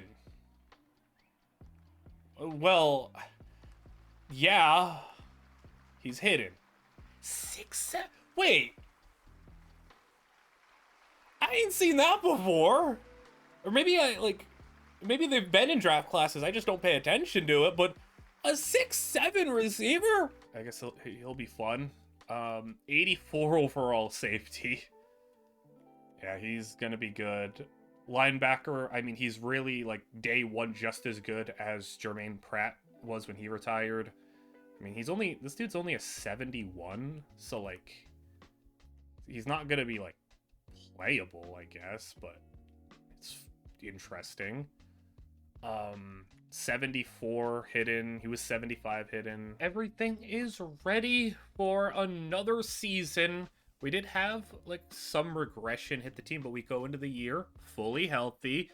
And the changes are Hawkinson's down to an 82. He's going to the bench. Our X-Factor third-round pick tight end from last year, he's only 2 overalls left, and being an X-Factor still young, he's going to be better in no time, so we're just going to roll with him. And with Cortland Sutton retiring, Parker Washington will be the number 3 receiver. We still have McCaffrey, Algier. Penix will be the starter. I'll just roll with it, see what happens. And on defense, we have a new linebacker starting in the place of Jermaine Pratt. We have our crazy new number 1 player in the class, safety. And yeah, everything else pretty nice. So this team is, I'd say, a little bit better because of the young talent developing. I know Cortland Sutton regressing and I know Cortland Sutton going, and then TJ Hawkinson regressing, and Roquan regressing. It hurts, but I think we made up for it in other places. Oh, and Nick Patrick, I don't think it's a surprise. He has X Factor, so I think I've done a pretty good job drafting with only having 7 selections every year. We are 11-3. I'm still just kind of eyeing the 1 seed situation. All right, we are the 1 seed with few games left. See if we can get back-to-back 1 seeds. And we lose a game. All right, we had a little win streak there. We're still 1 seed.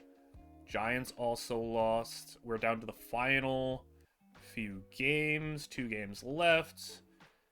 And we lose again. All right, 11-5. We still have the 1 seed. All right, we win this game. We get the 1 seed. If we lose, we could lose the division. With having these X factors and everything, I mean, Nick Patrick's already an 89 overall as a rookie, so yeah, he's proven to be a monstrous player for us. Do we get the 1 seed? Come on. I don't see a win. Oh, we got it. We lost and we got it. Okay, we lost and we got the 1 seed. Can we stop, like, having these bad ends to the season? Like, this has got to be a Michael Penix thing. Like, look, we do so well, and then we lose the final 3 games of the season, all by 1 score. All right, everything's good to go. We did our weekly training, upgraded the players, and let's hope we can take out the Falcons once again. This time they do have Jamar Chase. We have no injuries. They have, I think, just 1 like offensive lineman down. So everyone's basically at full strength. And it's up to us. Just please let it be done here. Like, I don't know what more I need to do for this team to be in the spot that they need to be in the Super Bowl. I mean, we won less games than last year. We're up 3-0 in the first quarter, but we won less games, but I still feel like we're a better team. And 10-0 on the Falcons, 10-3. Halftime, it is 17-3. And to go to the NFC Championship, Falcons turn it over in what seems like they were closing in on scoring. We start the fourth quarter up by 14 with the football in scoring range, so at least we've been starting these playoff games with a pretty comfortable lead. Our defense, I mean, we got a top-ranked defense in the league for a reason. Penix to the air. Let's end this as Penix slides down. I decided, hey, Penix, I gave you another chance. I gave you yet another chance to just ride things out and just say, hey, we are right there. Just get us over the hump. Get us past this Super Bowl hurdle as Penix back of the end zone, incomplete. And, I mean, it's hard for me to be too hard on him, even though he's played rough in some instances. Like, we should have the Super Bowl as Bijan stopped for a loss. Just 49 yards on the ground for Bijan today. Third down and 14 as Penix will send our tight end in motion. I mean, I don't know how much I want him out there. I don't know what his receiving even looks like right now. Like, he's probably just a non-factor receiver. That pass incomplete. And we'll have it fourth down. So that's kind of the give and take of having him at tight end. We're going to have even better run blocking, but probably not going to be as much of a threat as TJ Hawkinson. But I don't even know how much of a threat Hawkinson would be at this point, since he is 82 now rather than like the 87, 88, 89 that he's been. 20-3 score, though. Falcons taking the kickoff to about the 27-yard line. And a familiar spot for us, up by 17 in a playoff game. And we've done pretty good up until this point, being able to hold on to those leads. CJ Stroud looking to get it done this time around, where he's got Jamar Chase, where he didn't last year. But it doesn't matter, it feels like, because he's only put up 130 yards and a pick. It's been a bad day for Stroud, and he just can't seem to get over the Lions hump that he has been just plagued with his entire career. But a big play! And there you go, Stroud, a gain of 42, as he'll have it at the 22-yard line. And, you know, still with plenty of time, if you put it in the end zone here, I mean, not impossible. But plays like that aren't going to help out that much. From the 21-yard line, while they could kick a field goal here, I highly anticipate this is 4-down territory for them. Stroud underneath, and it's a first down, as they are going to keep on moving the chains to the 11-yard line. And they go under center. Quick drop, but the pressure up the middle. It's a sack for Trent Barwin, our other D tackle. All right, he's been a nice addition for this team, as we have it 2nd and 17 at the 18-yard line. 4-man rush as Stroud steps up, and he's going to run for CJ Stroud all the way. Touchdown, Stroud. Let's just take care of business here, as we got the shotgun formation and Bijan in the backfield. They will be play action. Penix throwing underneath. Robinson hit hard, and he gets 2, but man, he got blown up. As they go with the run left, Robinson hit hard again. And it's 3rd down and 6. 3rd and 6, and everybody out wide. As Penix is throwing it deep. He's gone. It's Bijan Robinson blowing by the defense. 68 yards, and you didn't get a man on Bijan. If he's not doing it on the ground, he'll do it on plays like that, where he's one of the best running backs to line up out wide in the entire league. And oh, where would I be without you, Bijan? Where would I be without you? Back with a 17-point cushion for CJ Stroud to try to overcome. And it might be too little too late for Stroud's offense, as they're finally moving the football a little bit with a player like that. I mean, it's just, you weren't able to put up a touchdown before the fourth quarter. Don't know if you can just pull out another 17 points in the next 6.5 minutes to tie this game up, but play action. Stroud will deliver. Cade Otton, 9 yards, as Otton's turned into just like an awesome tight end for the Falcons. They're still rocking superstar Dev, as Stroud to the air, and he'll go for Jamar Chase over the middle. 43-yard line, clock ticking to 5 minutes to play. Blitzen in, gets it out, and Judkins for 4. 38-yard line now, as And they probably got to start taking some shots down the field at this point. As Stroud will do a nice little open play over the middle. That's a fumble. That looked really late.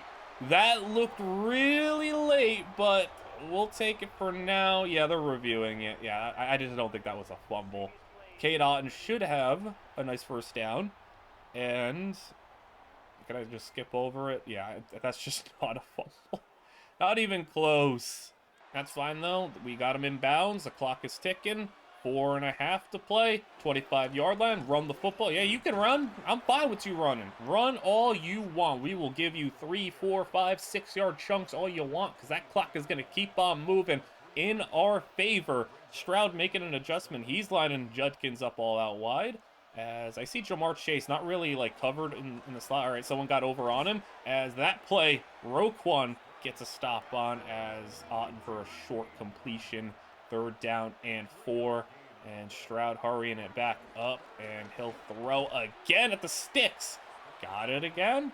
Not even sweating it, though. You can get 5, 6 yards at a time all you want. As Stroud will throw again. Another little like hitch route. 4 more yards to chase. I'm not bothered by this. This is just, keep the clock moving. Stroud, will he find the end zone here? Will it be another hitch route? Stroud is going to get hit as he's throwing. It's incomplete. And somebody's hurt. I don't know who. It's not Stroud. But it will be Falcon ball at the 10-yard line. 3rd down and 6. As they are definitely in onside kick territory. Stroud is sacked. And another injury here. It's going to be on a Atlanta Falcons player. They are going for it on 4th down. I understand it, but 4th and 13, definitely not ideal. You could have kicked the field goal here instead. It'll be an incomplete pass, and Nick Patrick is going to put an end to it. 17-10. We run out the rest of the clock, basically, and we're moving on to the conference championship with a awesome 27-17 victory. I mean, we've been pretty convincing in our NFC matchups over the past few years. Like, we haven't really been challenged by too many teams as of late. Penix, nice game.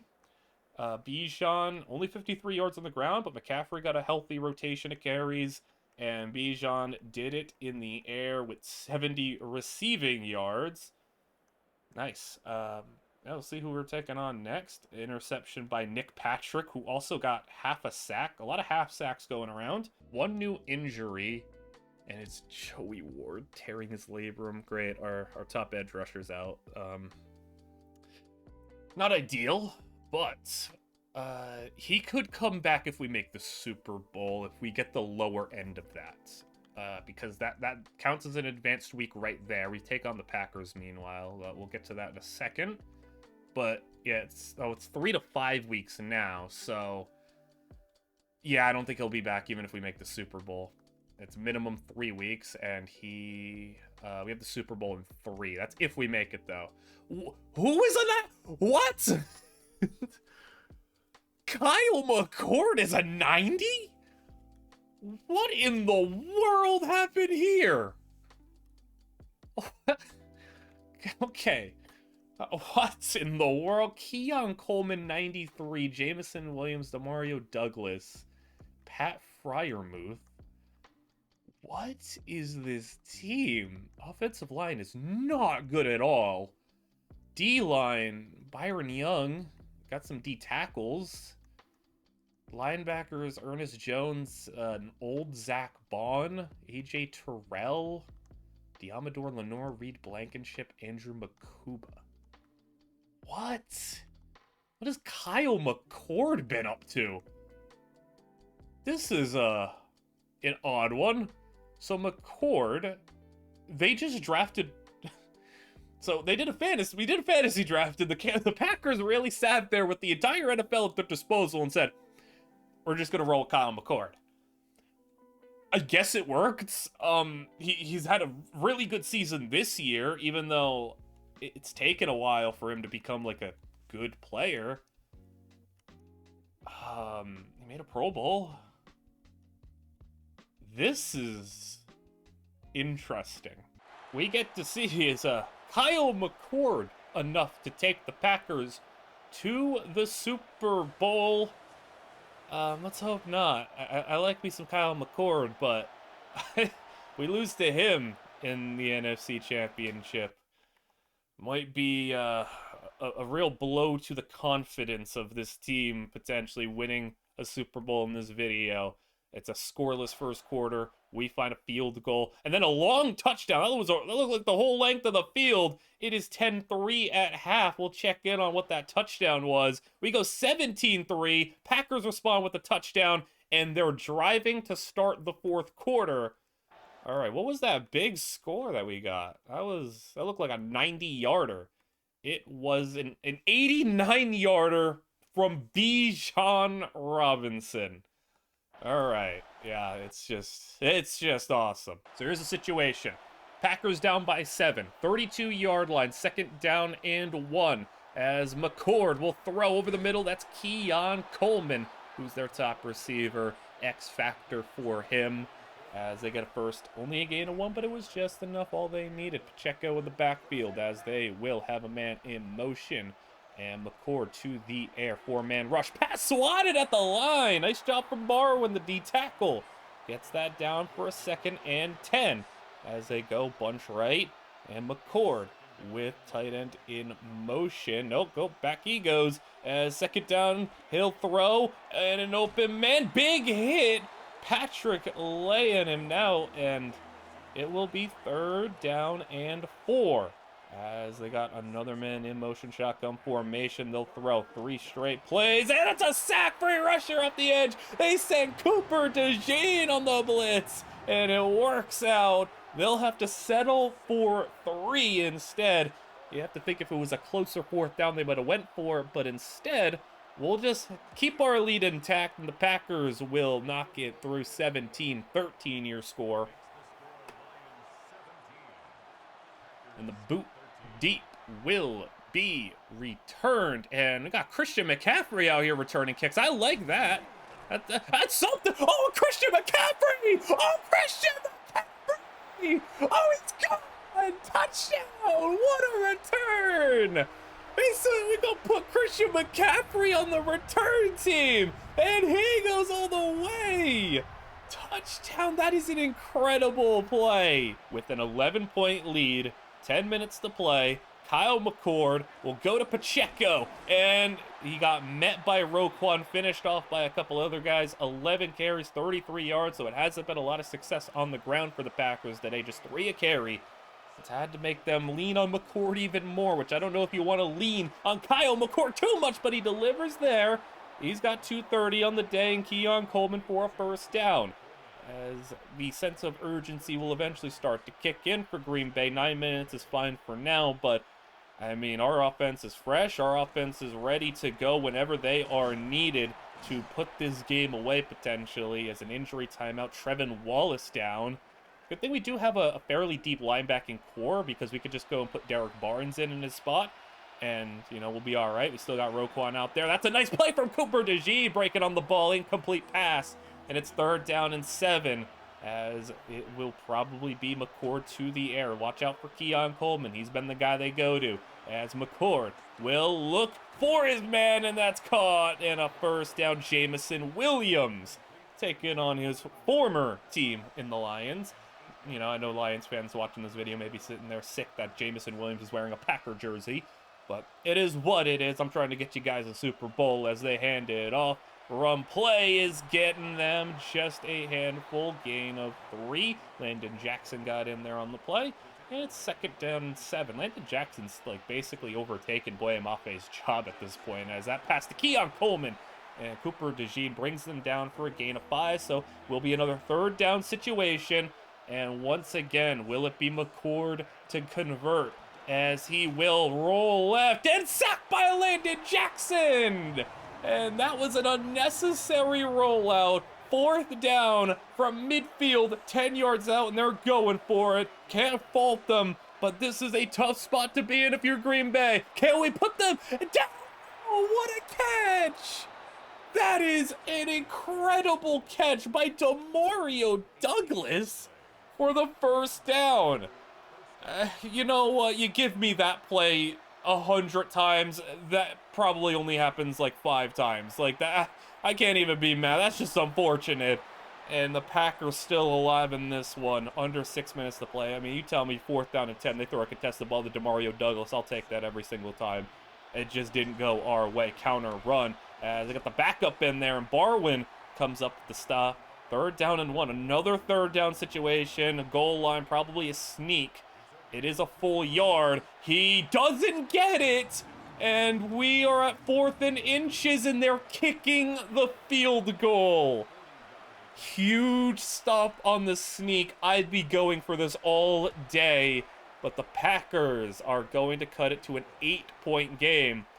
And you got to kick it to Christian McCaffrey again.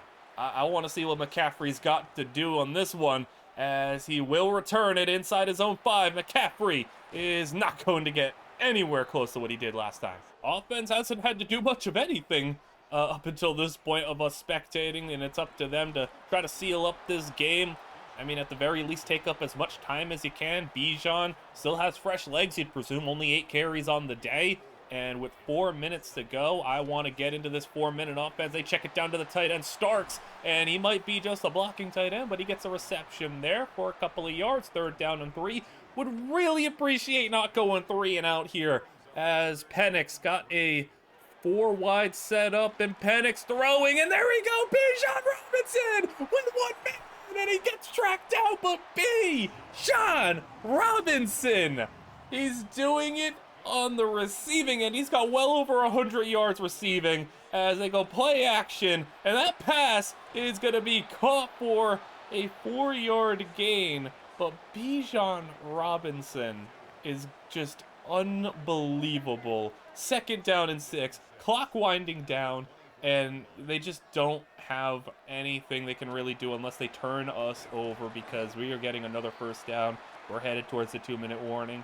And we could put up a field goal to make this a 2-score game.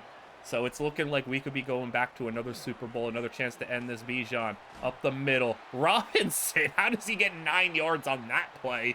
That was weird. But Packers burn another timeout. And at the 6-yard line, they're going to throw it Bijan's way into the edge. Runs through a defender. Touchdown, Bijan Robinson. Once again, nobody in the backfield as they get an extra man into block and release. And he just missed the little block and release route. That's a brutal miss for such an easy pass. But 3rd down and 5 is the situation. And Kyle McCord just might not be enough. I mean, who would have thought a Kyle McCord-led team cannot make the Super Bowl? As they go screen, Landon Jackson is having himself a game, and he blows that up. Would have been better if you just dropped it. You lose time, you lose yards, and 4th down, game on the line. As McCord got to take a shot down the field here. He's stepping up. He's going all the way down the field. 2 defenders down there, and it's incomplete. Game over. And we are headed back to a Super Bowl. 31-16. Can we get it done this time? It should have been over last season. This time around, we'll have another chance to do it, as Michael Penix hopefully can just not fumble this away in the Super Bowl. Get another proficient, productive game. Really good game. Yeah, like a really good game from him. Bijan, 50 yards on the ground and a touchdown. That's nice. And then you also add 157 yards and 2 touchdowns through the air. Like 200 yards and 3 touchdowns for Bijan. Landon Jackson, 2.5 sacks, 3 tackles for loss. J.C. Horn with the pick. And could we be on to our final game of the video? Waiting for us in the Super Bowl is Las Vegas Raiders. So I am curious to see what the Raiders got going on here. I am going to see Caleb Williams. Nice. They do not have a great running back. Xavier Worthy, Romeo Dobbs. A 91 tight end, though. He's really good. Charles Cross. John Simpson. Tyler Biadasz. A very low-rated offensive line. Like, no one above an 85. But Greg Rousseau on defense, who's highly rated. TJ Sanders. Man, this is... Where is... It's not a great team, I feel like. Jacob Parrish, Caleb Bransaw, Tyke Smith. They got some nice players, but... I don't know. This team isn't crazy. Unless they're, like, badly injured. Which I didn't see anything. Oh. Oh. Oh, yeah. CD Lamb, who's a 96 overall, is gone. Dylan Sampson, who's a 91 overall, is gone. They have an 86 D tackle who's out. Here we are. It is time for Super Bowl action. Where are we playing? Where are we getting a... is the Lions one of the destinations you could play the Super Bowl in this game? We can get a whole home Super Bowl? I know you could play in Las Vegas too, right? We're playing in Minnesota. All right, doesn't matter. We're playing in Minnesota. Super Bowl time, man. Let's end this video. Let's end this video on a ring. Do it in 5 years. And let's see. First quarter. It will be Raiders. And they get 7 points on the board. We're driving. It's 4th down. We're going to have to kick a field goal. We hit it. Raiders score another field goal. We match them with a touchdown to tie the game. It is the 3rd quarter. 10-10 tie. And we start with an opening drive touchdown. Raiders respond. Touchdown of their own. And we will go into the 4th quarter with a 17-17 score to have a 3rd down be what we... And we got a 3rd down to start things off for us. Penix is going to go to the air. Quick throw to the outside. Parker Washington. And, oh, wait. Oh, whoa, whoa, whoa, whoa, whoa, whoa. Whoa, Michael Penix is not in the game. It's Nolan Nails. Penix is hurt. Penix got hurt in the game. And Bijan loses 4. Oh, no way. Penix is hurt. And is he like... Out. Okay. Nolan Nails is the quarterback. Can Nolan Nails be the Super Bowl hero for us? He finds his man Drake London for a 1st down. He's got 240 yards. He's been the quarterback. What happened? What happened? Penix, he broke his thumb. Penix broke his thumb. Oh my goodness. He broke it early on too, because there's no way he would have, unless Nolan Nails is having the greatest half of football ever, which I doubt, but he's got 240 yards as Nails will hand it off. Bijan Robinson up the middle for a nice run. He's got 15 on the play. It doesn't matter who the quarterback is. The philosophy doesn't change. We know who to give the ball to. We know who to lean on as we got Starks in motion. And we go play action. Nails is throwing outside. Caught. And it's Ted McMillan for the 1st down. And we go to the red zone. Nails. What a crazy story it would be if our backup quarterback comes off the bench and wins our Super Bowl to end this video. Bijan Robinson for a yard. I mean, it'll make me feel a little bit more valid spending one of our only premium draft picks, a 2nd rounder, on him, as we're going to go screen. And Bijan got a lot of room. Gets a nice block. Robinson to the 2-yard line. And it's a yard and a half away, really. Tyler Algier checks into the game. Why not? We're going to go Algier's way. Touchdown. Tyler Algier stealing the touchdown away from Bijan and Christian McCaffrey. What has Caleb Williams got? It has been crazy that we have dodged so many teams' best wide receivers. We have not had to face CD Lamb. We had to miss a game with Jamar Chase. We didn't have to face Roma Dunze in the Super Bowl last year. We have been able to dodge teams' top receivers, and we're dodging their top running back. It's been an offensive struggle in some aspects for the Raiders because of it. And instead, they've had to just lean on their 90 overall tight end and a backup running back, Caleb Williams, throwing outside, caught. It puts it to a 3rd down and 3 with 7 to play. Caleb, what do you got in this big crucial down? Williams is moving. He just throws a jump pass, and it's intercepted. What are you doing, Caleb?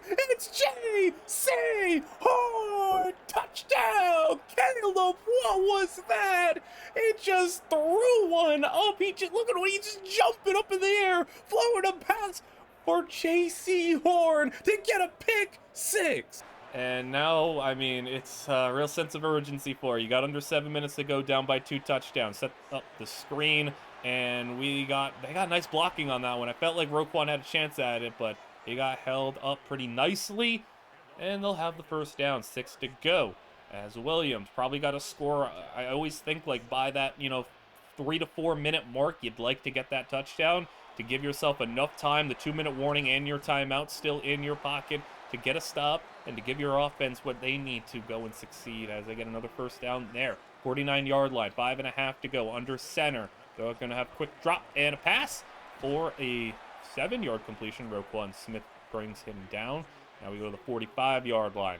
2 tight ends in the formation as they will run it, and they got close to the first down. 3rd and inches, so this could be prime sneak territory. It looks like that's where they are going, but it's going to take up some time. They had some clock drain there, and now with the sneak, they lose a little bit more time. They're at, a little over 4 minutes, and they're still 40 yards away, so maybe you're now more shooting for the 3-minute mark as Williams going to go play action, just trying to scramble. What a hit!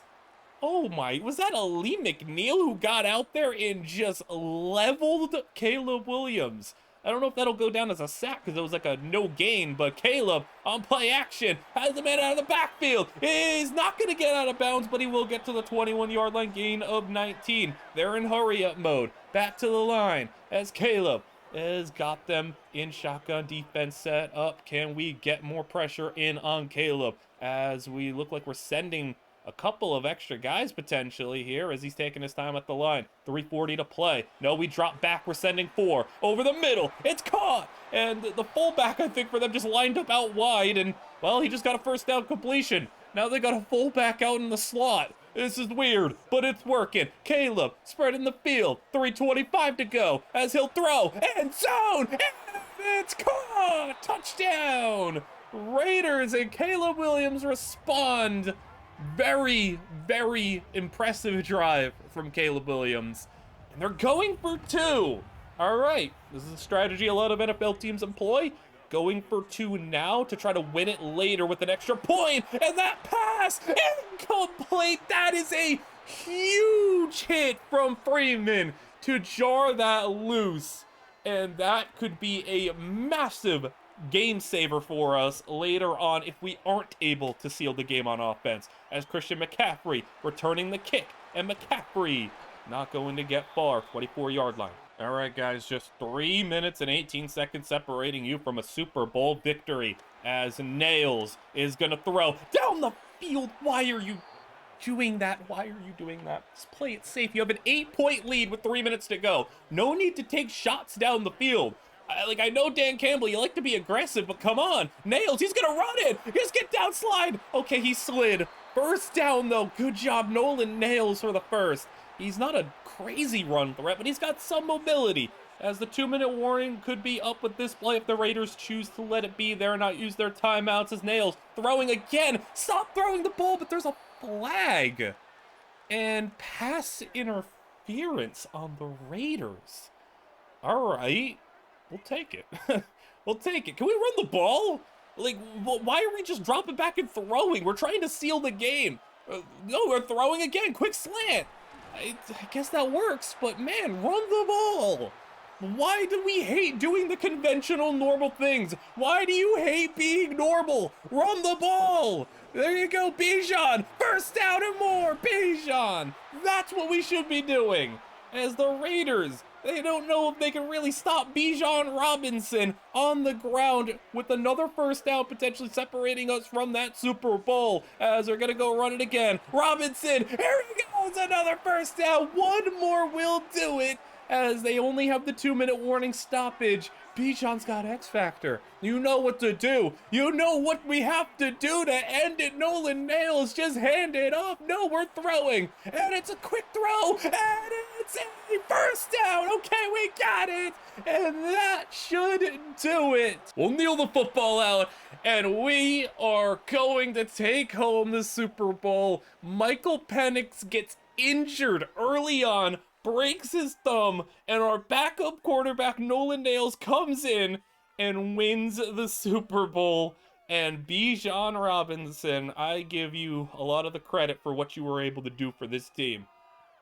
I mean, I think overall, I obviously haven't looked at all the draft picks that we could have gotten, but I have to feel like the 8th overall pick, we were able to put together a solid team, you know, in base because we got Michael Penix. I know you were the starting quarterback the whole team, the whole year, but like, you're not the guy for us right now.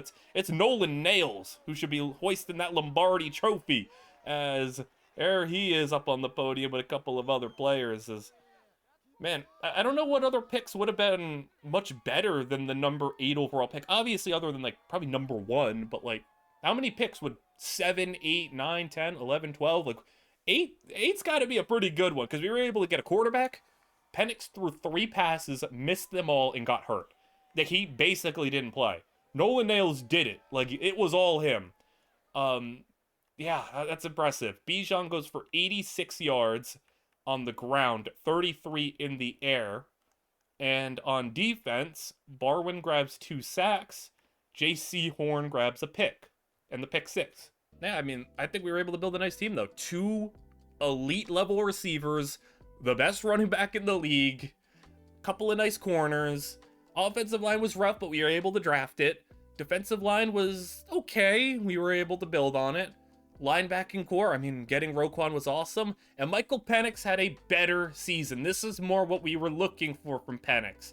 How about, you know, the completion percentage and yards per attempt, still not ideal, but at least he made up for it with more touchdowns, more volume, big plays. Like, that is at the very least. If you're not going to be efficient with it, at least give us the big plays, give us the touchdowns, put the ball in the end zone. We'll take that. It was enough. On the ground, Bijan Robinson, 1,600 yards. And yeah, I mean, for us, this is what he did in his time. I mean, look at the yards per game. I mean, he missed an entire year too. But like, look at what he did for us. I mean, that is insane. He also had 400 receiving yards. So on this season, he had about 2,000 plus all-purpose yards and 17 touchdowns. Like, that is, I don't know, like... I don't know how this video would have went without him. Got this blocking tight end, X Factor. He's just all blocking. He can't really do much in terms of catching, but hey. I think we drafted really well, all things considered. Offensive line turned out to be pretty nice. And then on defense, look at Landon Jackson. It took a Landon Jackson breakout season because, yeah, I mean, that was, you know, 6 to 8 sacks, but then all of a sudden just jumps to 16 sacks to help us out. We go 12 from Ward. He was another great draft pick. Barwin was a great draft pick. Peterson, our first round corner, was good. Roquan Smith, hey, credit to him. Maybe like the best non-Bijan player in this video. Like, when we were watching him, he was just making plays left and right. So, hey, what a job from the team. We didn't really touch MVP candidacy, but Kyle McCord got 3rd. Bijan was 2nd in Offensive Player of the Year. Landon Jackson was 3rd in Defensive Player of the Year. And Bijan got Best Running Back. And Landon Jackson 3rd in Best D-Line. No Best Linebacker.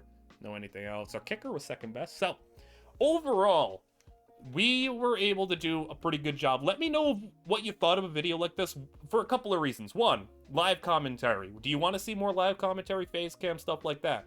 2, a video idea like this, challenge video, you know, building with draft picks. I mean, there's 31 other draft picks. We could do it again if we really, really wanted to, or we could do other challenges which you guys can recommend. Please like, comment, and subscribe if you enjoyed a video like this. Let me know what you all thought, of course, and I will see you guys all in the next one.